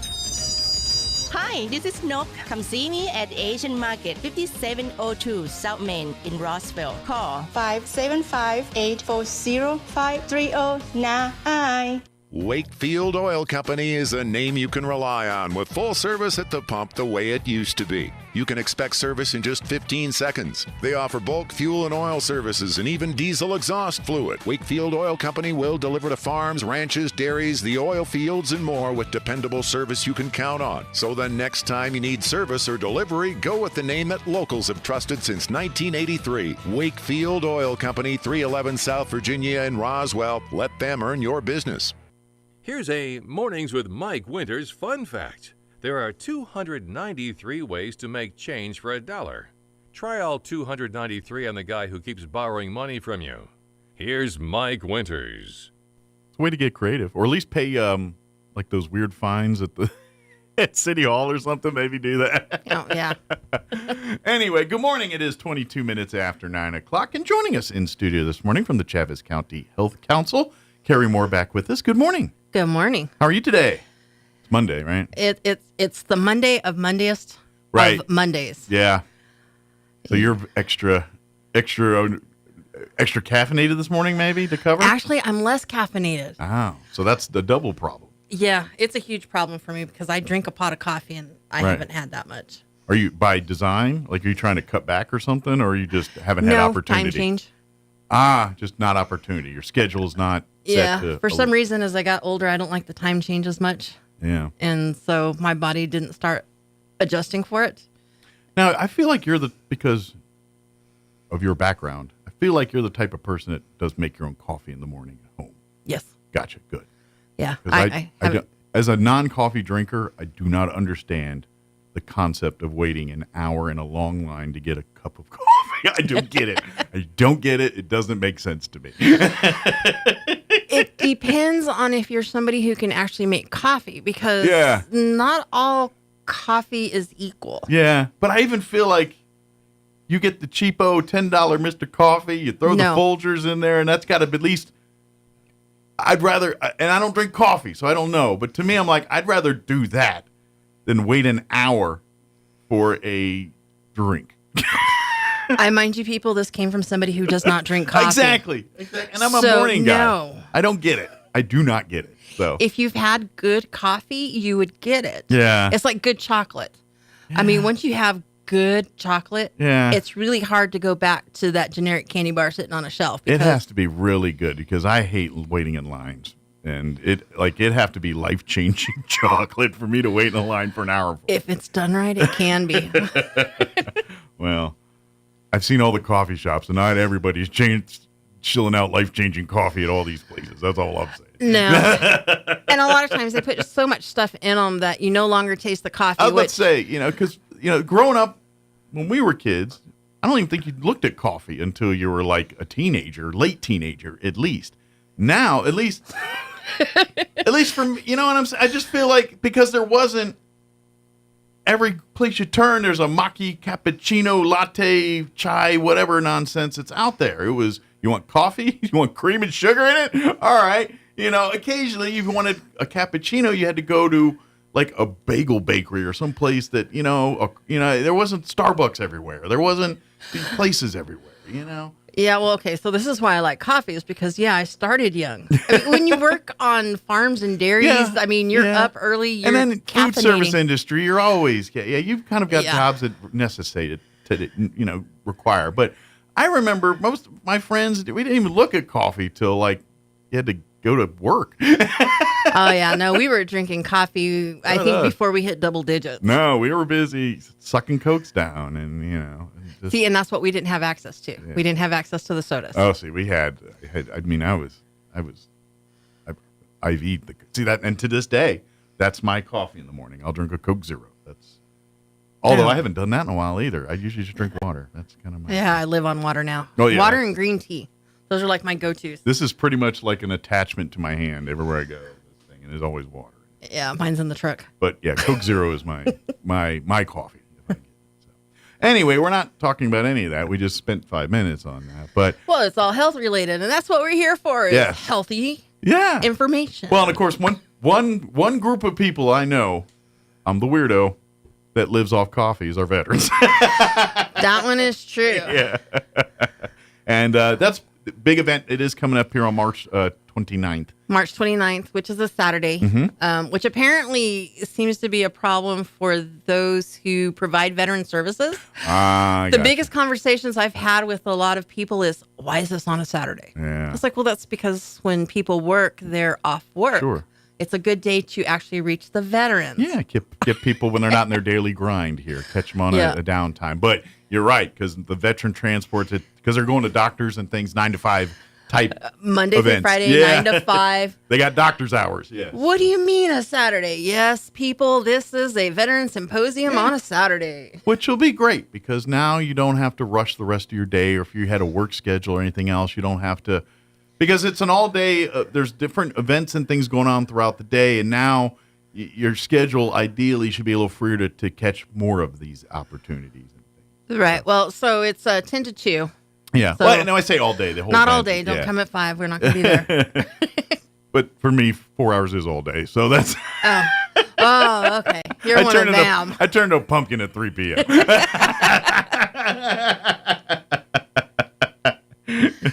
Yeah. So, I mean, we've got it set up. So with it being the symposium, they're going to have speakers throughout the day. We're going to have the Together with Veterans head guy coming in. Excellent. And giving a nice little talk on that. And that's kind of been an ongoing mini, not symposium, but information group kind of thing. It's right. Kinda... So we're building it. Yes. So it's in the process. So what Together with Veterans is it's combining veterans with the community and creating events to create more of a brotherhood opportunity or sisterhood opportunity. Don't discriminate. So people feel more connected, and the more connectedness people have, the less chance of suicide. Sure. So it's all about suicide prevention, but it's doing it in unique ways to create that community, that environment. And there's so many, like if you're end game, at the end of the day, you're like, I'm just trying to prevent suicide. But what we're really finding is it's also fixing a lot of other symptoms in between, right. Because a lot of when people spiral in mental health situations, 9 times out of 10, it's because there is a disconnect with the group, with the people, with, once you get on your own and your brain starts thinking things, you know what I mean? That's where you go down places. Yep. And that's why, the connectedness is, I keep wanting to call it brotherhood, and I kind of get yelled at when I do stuff like that. But, and this is one of those things that you don't fully understand it unless you just chewed some of that dirt, is veterans, by and large, are isolated type people. They don't, I'm not trying to pigeonhole everybody, but by and large, veterans people tend to be more by themselves. They're not ones to share with the group, unless it's with people that have chewed dirt with them or understand some of that stuff. Right, and that's what I was going to say. It's more. It's not necessarily, and some of it, they are solo type people. Sure, but they have unique experiences. Sure, because regular people don't necessarily see and hear the same things that they've done. And this is, and I'm going to tell you, it's going to be more of this in modern times, and this is the reason why. And this is when you're in the United States military, your social life, the way you handle life, the way you think about things, is a lot different than the way you do as a civilian. Your sense of humor gets jaded. And it's not necessarily a bad thing, but sometimes your sense of humor and the way that you look at things, if you say it in a group of people that may have not experienced what you've experienced, it's going to come off a little like you're a psychopath. and veterans are aware of that sometimes. And so we reel it in public. But when we know everybody in the room has been adjacent or at least understands it, they at least feel comfortable to tell the story and feel like that guy's know that the people in the room aren't thinking you're some kind of psychopath. And so there's something to that. It really is. It's because the life in the military, especially if you served in combat or served in those types of scenarios, life goes out the window when things when humanity takes over in life or death situations, it creates things and it makes your head do certain things. And I don't get all the details and stuff, but it's no different in first responders. I guarantee you, if you're a bunch of EMTs, the jokes you guys tell in the ambulance are probably a little different than what we hear in the public and things like that. Same mindset here a little bit. Exactly. Yep. I mean, people sit here and talk about how police are so disconnected from those that they're trying to help. And the reality is like, have you seen the stuff that they've had to see? Because they've seen the worst of the worst. The coping mechanisms they use may not seem very friendly to you. You know what I mean? It's and so military is the exact same way. And so that's why. And so that's why symposiums and these, the friends together, these conversations they're having each month are very important because it's generally one of the few platforms where people that aren't so comfortable talking are willing to talk. That makes sense. Right. And there's no judging because everybody in the room has been in the same situation in one way or another. Sure. And this is what they're trust me, this is the part that's, the military and law enforcement, they ask you to do things that do go against sometimes your humanity code. What what I mean? Your moral compass. Yes. The inner parts that make you you. Yes. And so that's the problem, is how to cope with that, how to make peace with yourself so you're okay with that. So you're not thinking yourself as the bad person. You were doing the job. You were doing what you were asked to do. What you were doing, this is how we rationalize it, is saving the lives of others and things like that. And it's hard to, and on the surface you're saying, but until you've been in these worlds, until you've had a friend or to someone, it's easy to say something until it happens. It's no different than domestic violence. It's like, well, they just leave. Yeah. Until you've been in there. Until you've been in it, you have no idea. No different here. This is what we're talking about. Yeah, so, and that's why Together with Veterans is of an extremely important group to have here. Roswell's small. We think we know everybody. There's 5,000 veterans in Chaves County. There's only 2 left from World War II. So we're talking Vietnam and down. To be honest, that's more than I thought. I thought we were down even like 1 or none at this point, to be honest. well, we were on the fence that there was 3, but we're pretty sure we're down to 2. Okay. That's unfortunate, but that's the life of. This is what happens, and this is gonna, and we're gonna be, quite frankly, there's a lot less Vietnam veterans and Korea War veterans than there used to be now. But right now the biggest group is Vietnam veterans in Chaves County. Declining. That's but the thing is, that's what we need, the support. We need people to, and here's the thing, we may be losing our World War II veterans and things like this. But we're gaining a whole different. We're getting another batch now. We're getting these folks coming from Afghanistan and Kuwait and these other places. Which is a whole different scenario of what they're having to go through versus what those that went through in World War II, because their war ended. Yep. And came home. Some of these other ones, well, we all know that Afghanistan and all that has been going on for years, and it's and will continue to go on, and Korea's the same way. To be honest, I mean that war never ended. We're in a ceasefire. And that's why they have the border and that stare at the mirrors and all the nonsense that you see on TV to this day. Yep. So it's just different, and it makes you feel and act a certain way, and it's really, and that's why our veteran groups are, your VFWs and American Legions exist to combat this kind of stuff. So when they do come back, when they have experienced the things, that was and these all started, if you notice, like after, your biker clubs, all this stuff started like after World War II, when all these guys were coming back and they were seeing things and doing things, and they couldn't just go back to the normal 9-to-5 or whatever they were doing.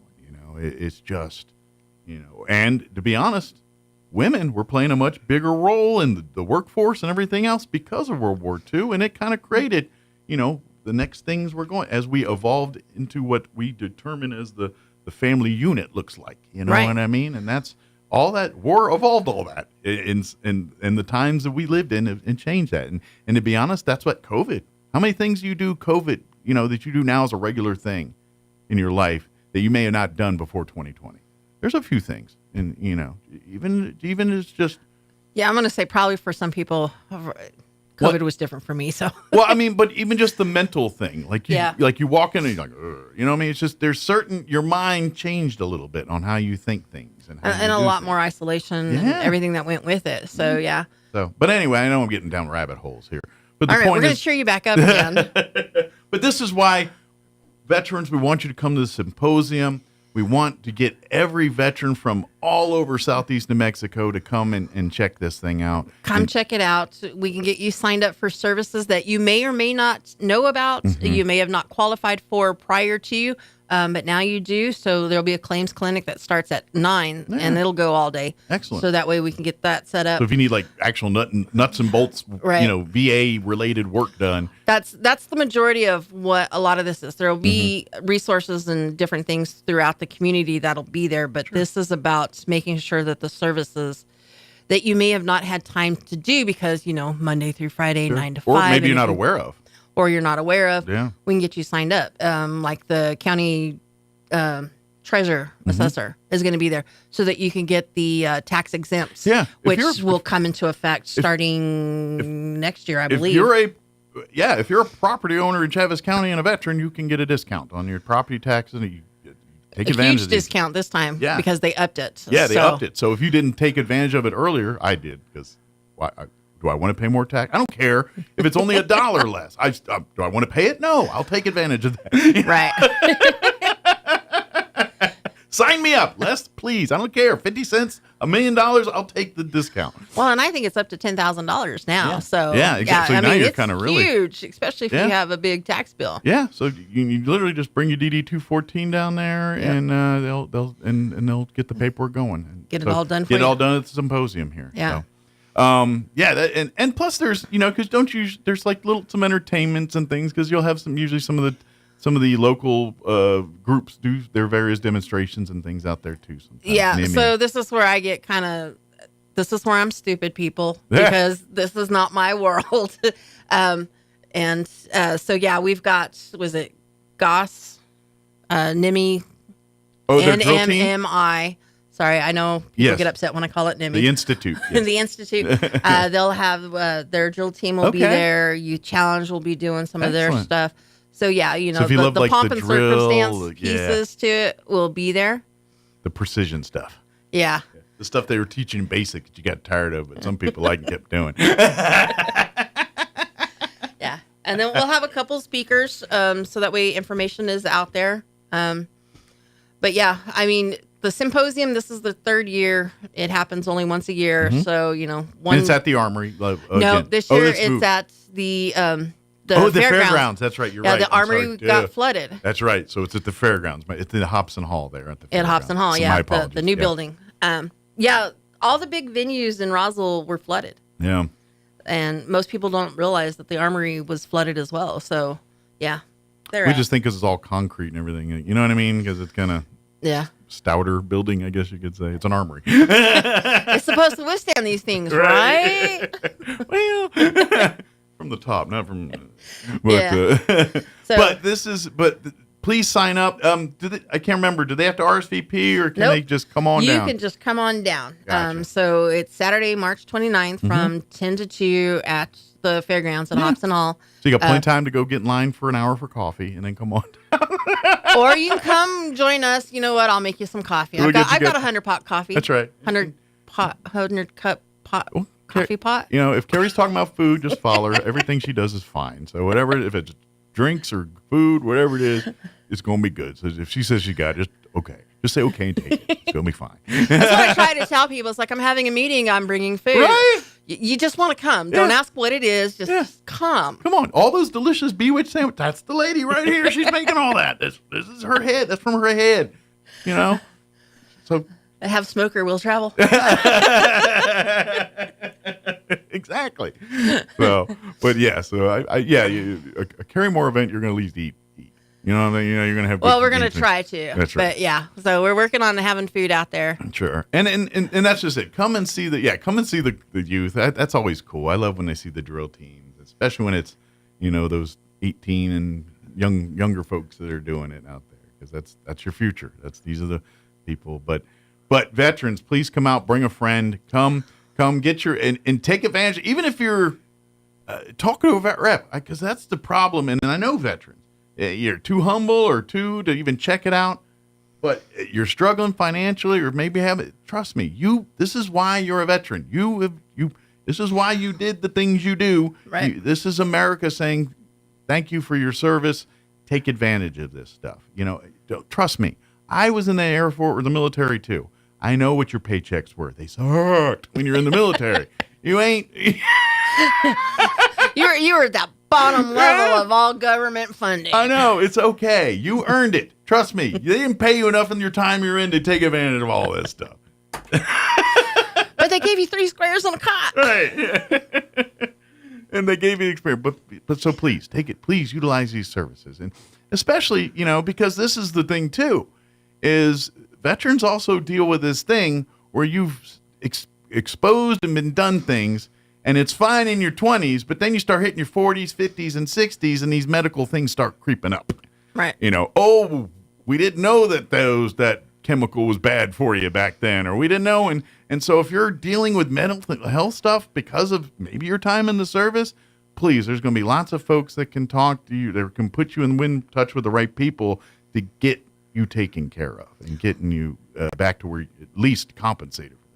Right. And, if you need a change in your career, the college has programs. And Absolutely. so you've got access to the college fund. Absolutely. And so, let's get you on a path that makes you happy and do what you got to do. Especially the ones that never tapped into their GI Bill benefits and stuff. Yes. If you paid your $1,200 into it and you never used it, now's the time to use it. Dang right. Shoot, even if it's just for your own house. I mean, you wanna do electric, but you only want to rewire your own house. Mm-hmm.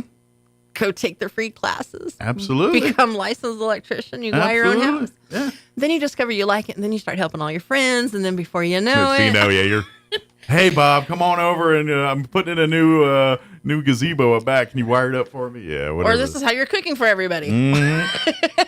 That's your cross to bear. Yeah, you find those things you love, and you just got to share it with everybody else. Yeah, you find out you open a restaurant, and everybody turns out you can cook, and they're like, yeah, okay. Oh, bring her to the party.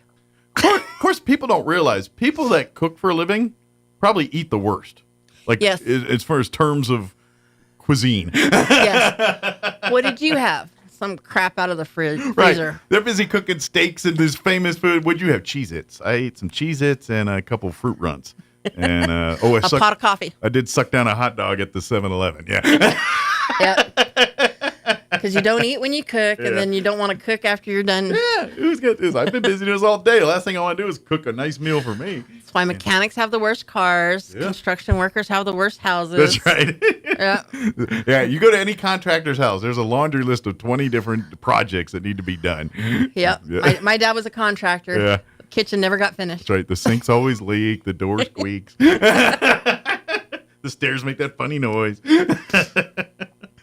But March 29th on your calendars at the Hobson Hall at the Eastern New Mexico State Fairgrounds. Yep. 10 to 3. 10 to 2. 10 to 2 on that 29th there. No RSVPs, no.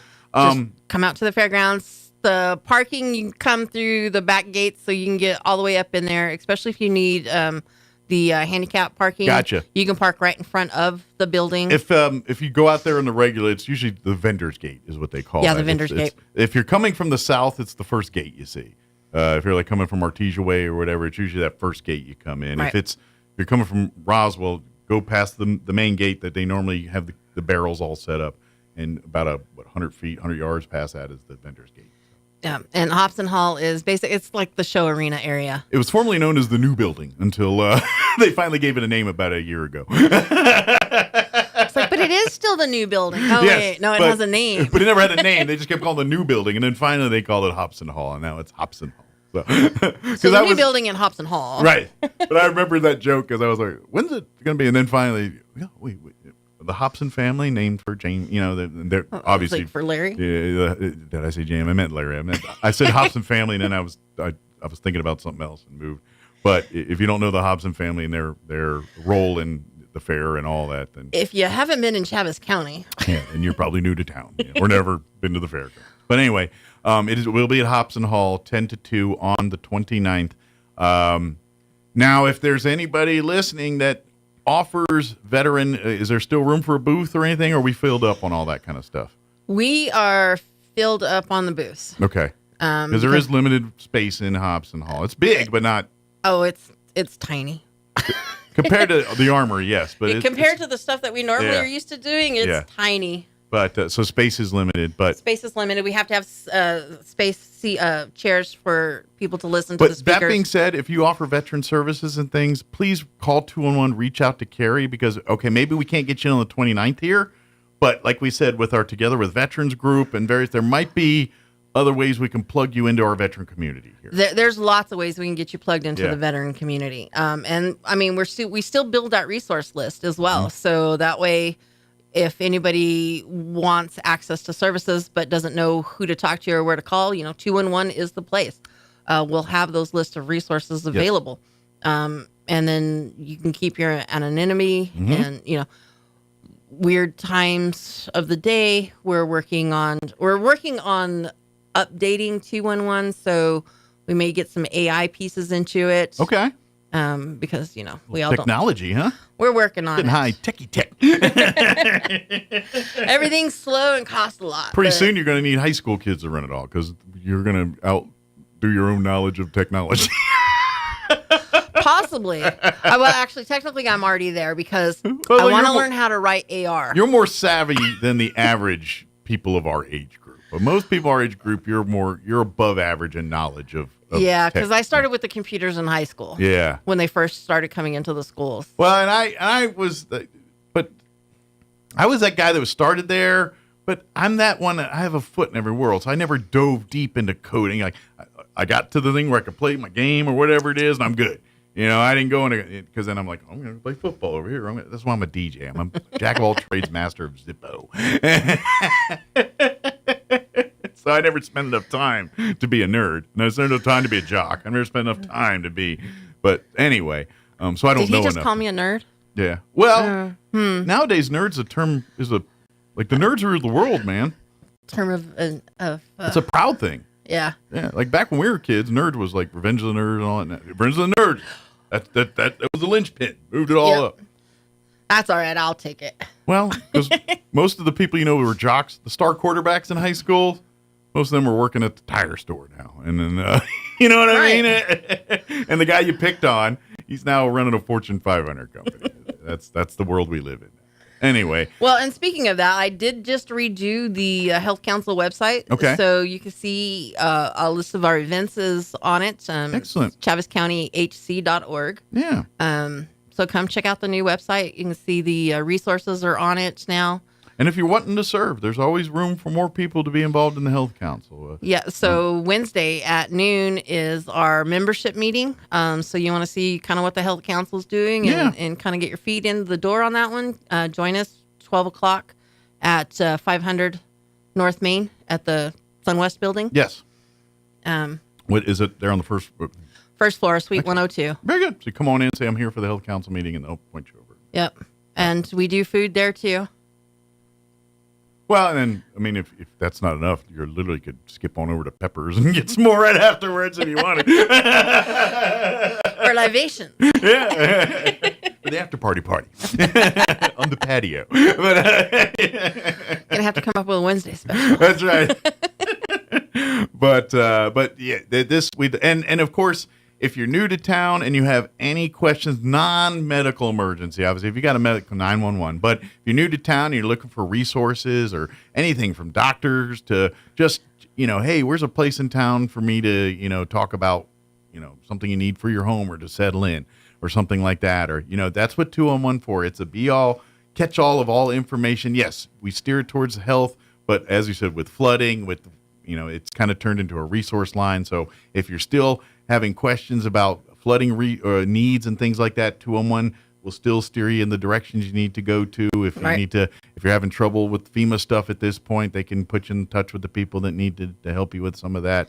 I know you can't file new claims now, but there's still a lot of people waiting on the process of claims. The appeals are still out there. Lots and lots of appeals. So if you're dealing through that stuff and need some more guidance, 211 can help you get you in touch with the people to do that. Yep, 211 is your resource line. So we're the all know, be all, see all of Chavez County. And conversely, if you're wanting to offer a service or offer a thing, let's get you in the group, in the lists, in the resource thing. So when people are seeking what you offer, we can make it available to all the people that need that. Getting your services out in a bigger spotlight to the people that need it. That's right. And we can do that two ways. So we can make it where it's very public and everybody has access to it and they can all see it.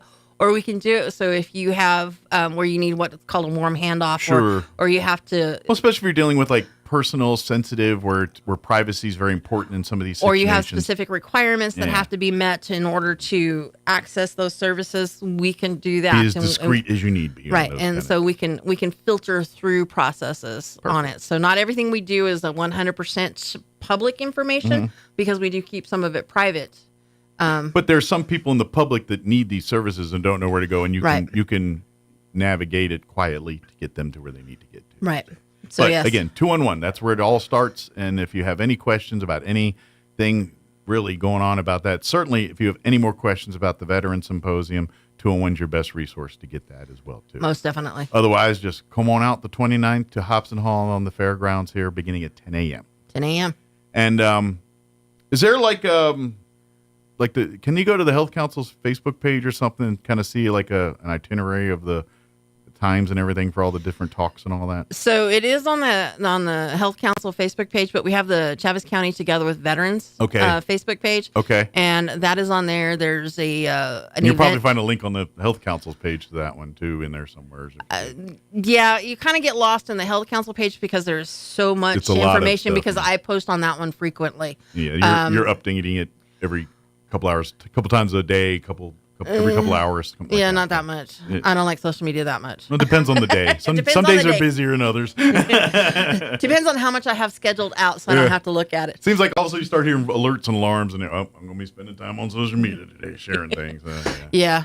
But yeah, the Chavez County Together with Veterans is a great place to go to see all of the veteran information. Good deal. And of course, if you're a veteran and just hearing about it, ask questions. We'd love to get more veterans a part of that. The more the merrier. That's what it's about. Getting people talking, helping each other, fresh ideas, fresh perspectives. And this includes their family members as well. Absolutely. So, if you're widowed and you need access to things, this is for you as well. Everybody knows that, especially if you're a spouse of a military person, you are too in the military. The kids and everybody else. That's military life. So they're equally impacted and equally walking and sharing that life with them. So they may not be in the foxhole, but they experience all the other stuff that comes with it. So exactly.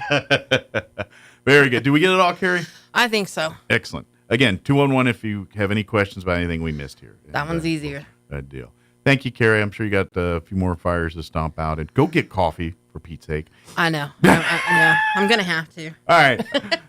Stellar's right across the street. Can we get a runner to meet her at the door from the exit here? Because that's right across the street. We're in the JP White building. Just run from Stellar. I don't think she's picky. Something kind of nice to get her going, and she'll be in. Black coffee's good. Yeah, and just meet her right at the exit here, and we can do like kind of like when you run marathons and the people handing you the drinks. Do that for Carrie here. We need to do a coffee run because they have wine runs. Why not? We need a coffee run. I like it. Maybe set it up right around the time change here. Maybe that. I'm just thinking. See, I'm liking where this is going. Mm-hmm. But then nobody wants to get out of bed to do it. So we may have to have it later on in the day. But if you put enough coffee in them, they're going to be like, let's go, 10 miles. And you just see a bunch of people walking really fast or talking really fast. You know what that's going about? Oh, it's the coffee run. It's the coffee run,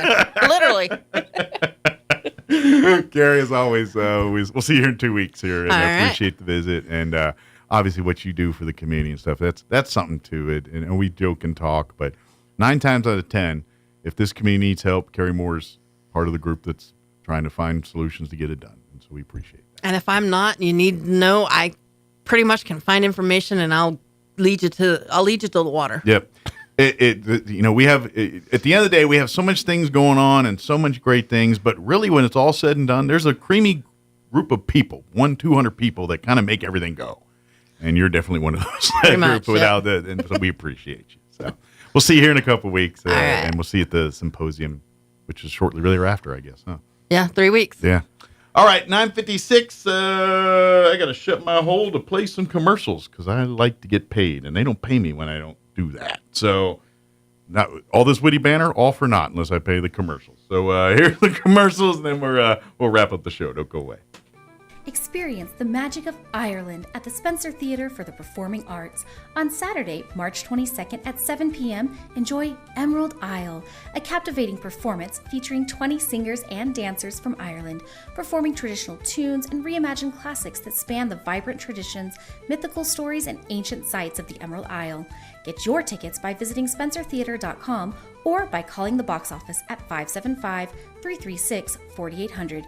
We'll see you at the Spencer. Do you want to improve the appearance of your smile or increase your self-esteem and confidence? Many people have already chosen to update their smile with veneers. Here at Carabelli Dental in Roswell, we work with our patients to understand their smile goals. With veneer treatment, we can eliminate gaps between teeth, solve the problems of stained teeth, and even perfect uneven or misshaped teeth. You owe it to yourself to have the smile you know is possible. Call us now. Come see the team at Carabelli Dental or call 575-622-4455.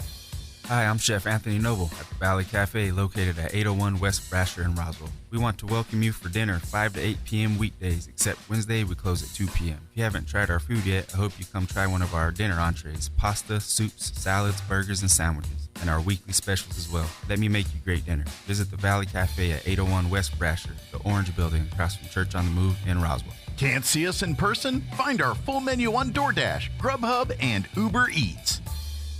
Telephone scammers are targeting energy consumers. They demand payment over the phone or warn the power will be shut off immediately.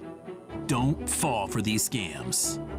Central Valley Electric Cooperative will never demand payment over the phone. Please, never give out financial or personal information to someone who calls claiming to be CVE.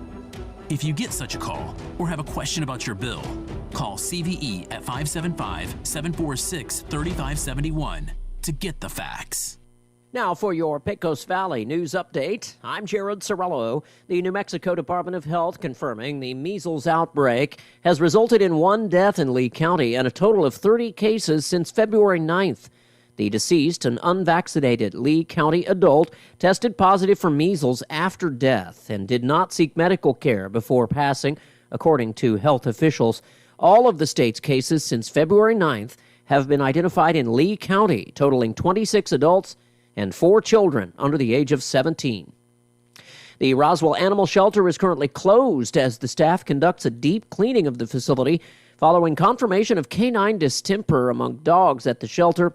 Roswell Animal Services will continue to accept emergency intakes of dogs. They will be housed at a separate facility to prevent further exposure to the highly contagious virus. Testing from samples of 7 dogs returned positive for a strain that's resistant to most manufactured distemper vaccines. The shelter says that means even vaccinated animals might be at risk. You're up to date. I'm Jared Sorello. Talk radio has landed on the all-new 106.5 FM KEND Roswell. And we are closing in on 10 o'clock. That's going to do it for us for today's show. If you missed any part, ksvptv.com. Click on the Mornings with Mike Winters channel. You'll find all of our stuff there. Have an amazing day. Thank you so much for allowing us to be a part of it. You're listening to 106.5 Roswell's Talk FM, KEND Roswell. Breaking news this hour from townhall.com. I'm John Scott. Saudi Arabia is to host talks on Tuesday between the United States and Ukraine. The Saudi Foreign Ministry says the talks would take place in Jeddah, a port city on the Red Sea. President Trump will not be attending. Secretary of State Marco Rubio and National Security Advisor Mike Waltz will represent the U.S. Meanwhile, military officials from more than 30 nations are expected to take part in Paris talks on the creation of an international security force for Ukraine. A French military official says such an international force would aim to dissuade Russia from launching another offensive after any ceasefire comes into effect. Congress returns to work this week with a deadline for a partial government shutdown looming by week's end. House Speaker Mike Johnson is looking to schedule a vote tomorrow on the 99-page bill with a view to holding Democrats responsible for a potential partial government shutdown. He'll again need total GOP support to thread the needle. Congress must act by Friday midnight when the current continuing resolution expires. House Republicans unveiled a spending bill Saturday that would keep federal agencies funded through September 30th. President Trump has praised the bill, posting on his Truth Social platform that Republicans have to, quote, remain united, no dissent, unquote. George Williams reporting. Also at townhall.com, the White House remains confident in the long-term success of its trade policies. While not predicting a recession, President Trump acknowledges his tariffs could lead to short-term economic pain for Americans. However, in the long run, Mr. Trump says America will be a much wealthier nation as a result of his trade policy. That's correspondent Rich Thomason. On Wall Street, the Dow dropping 441 points, the Nasdaq down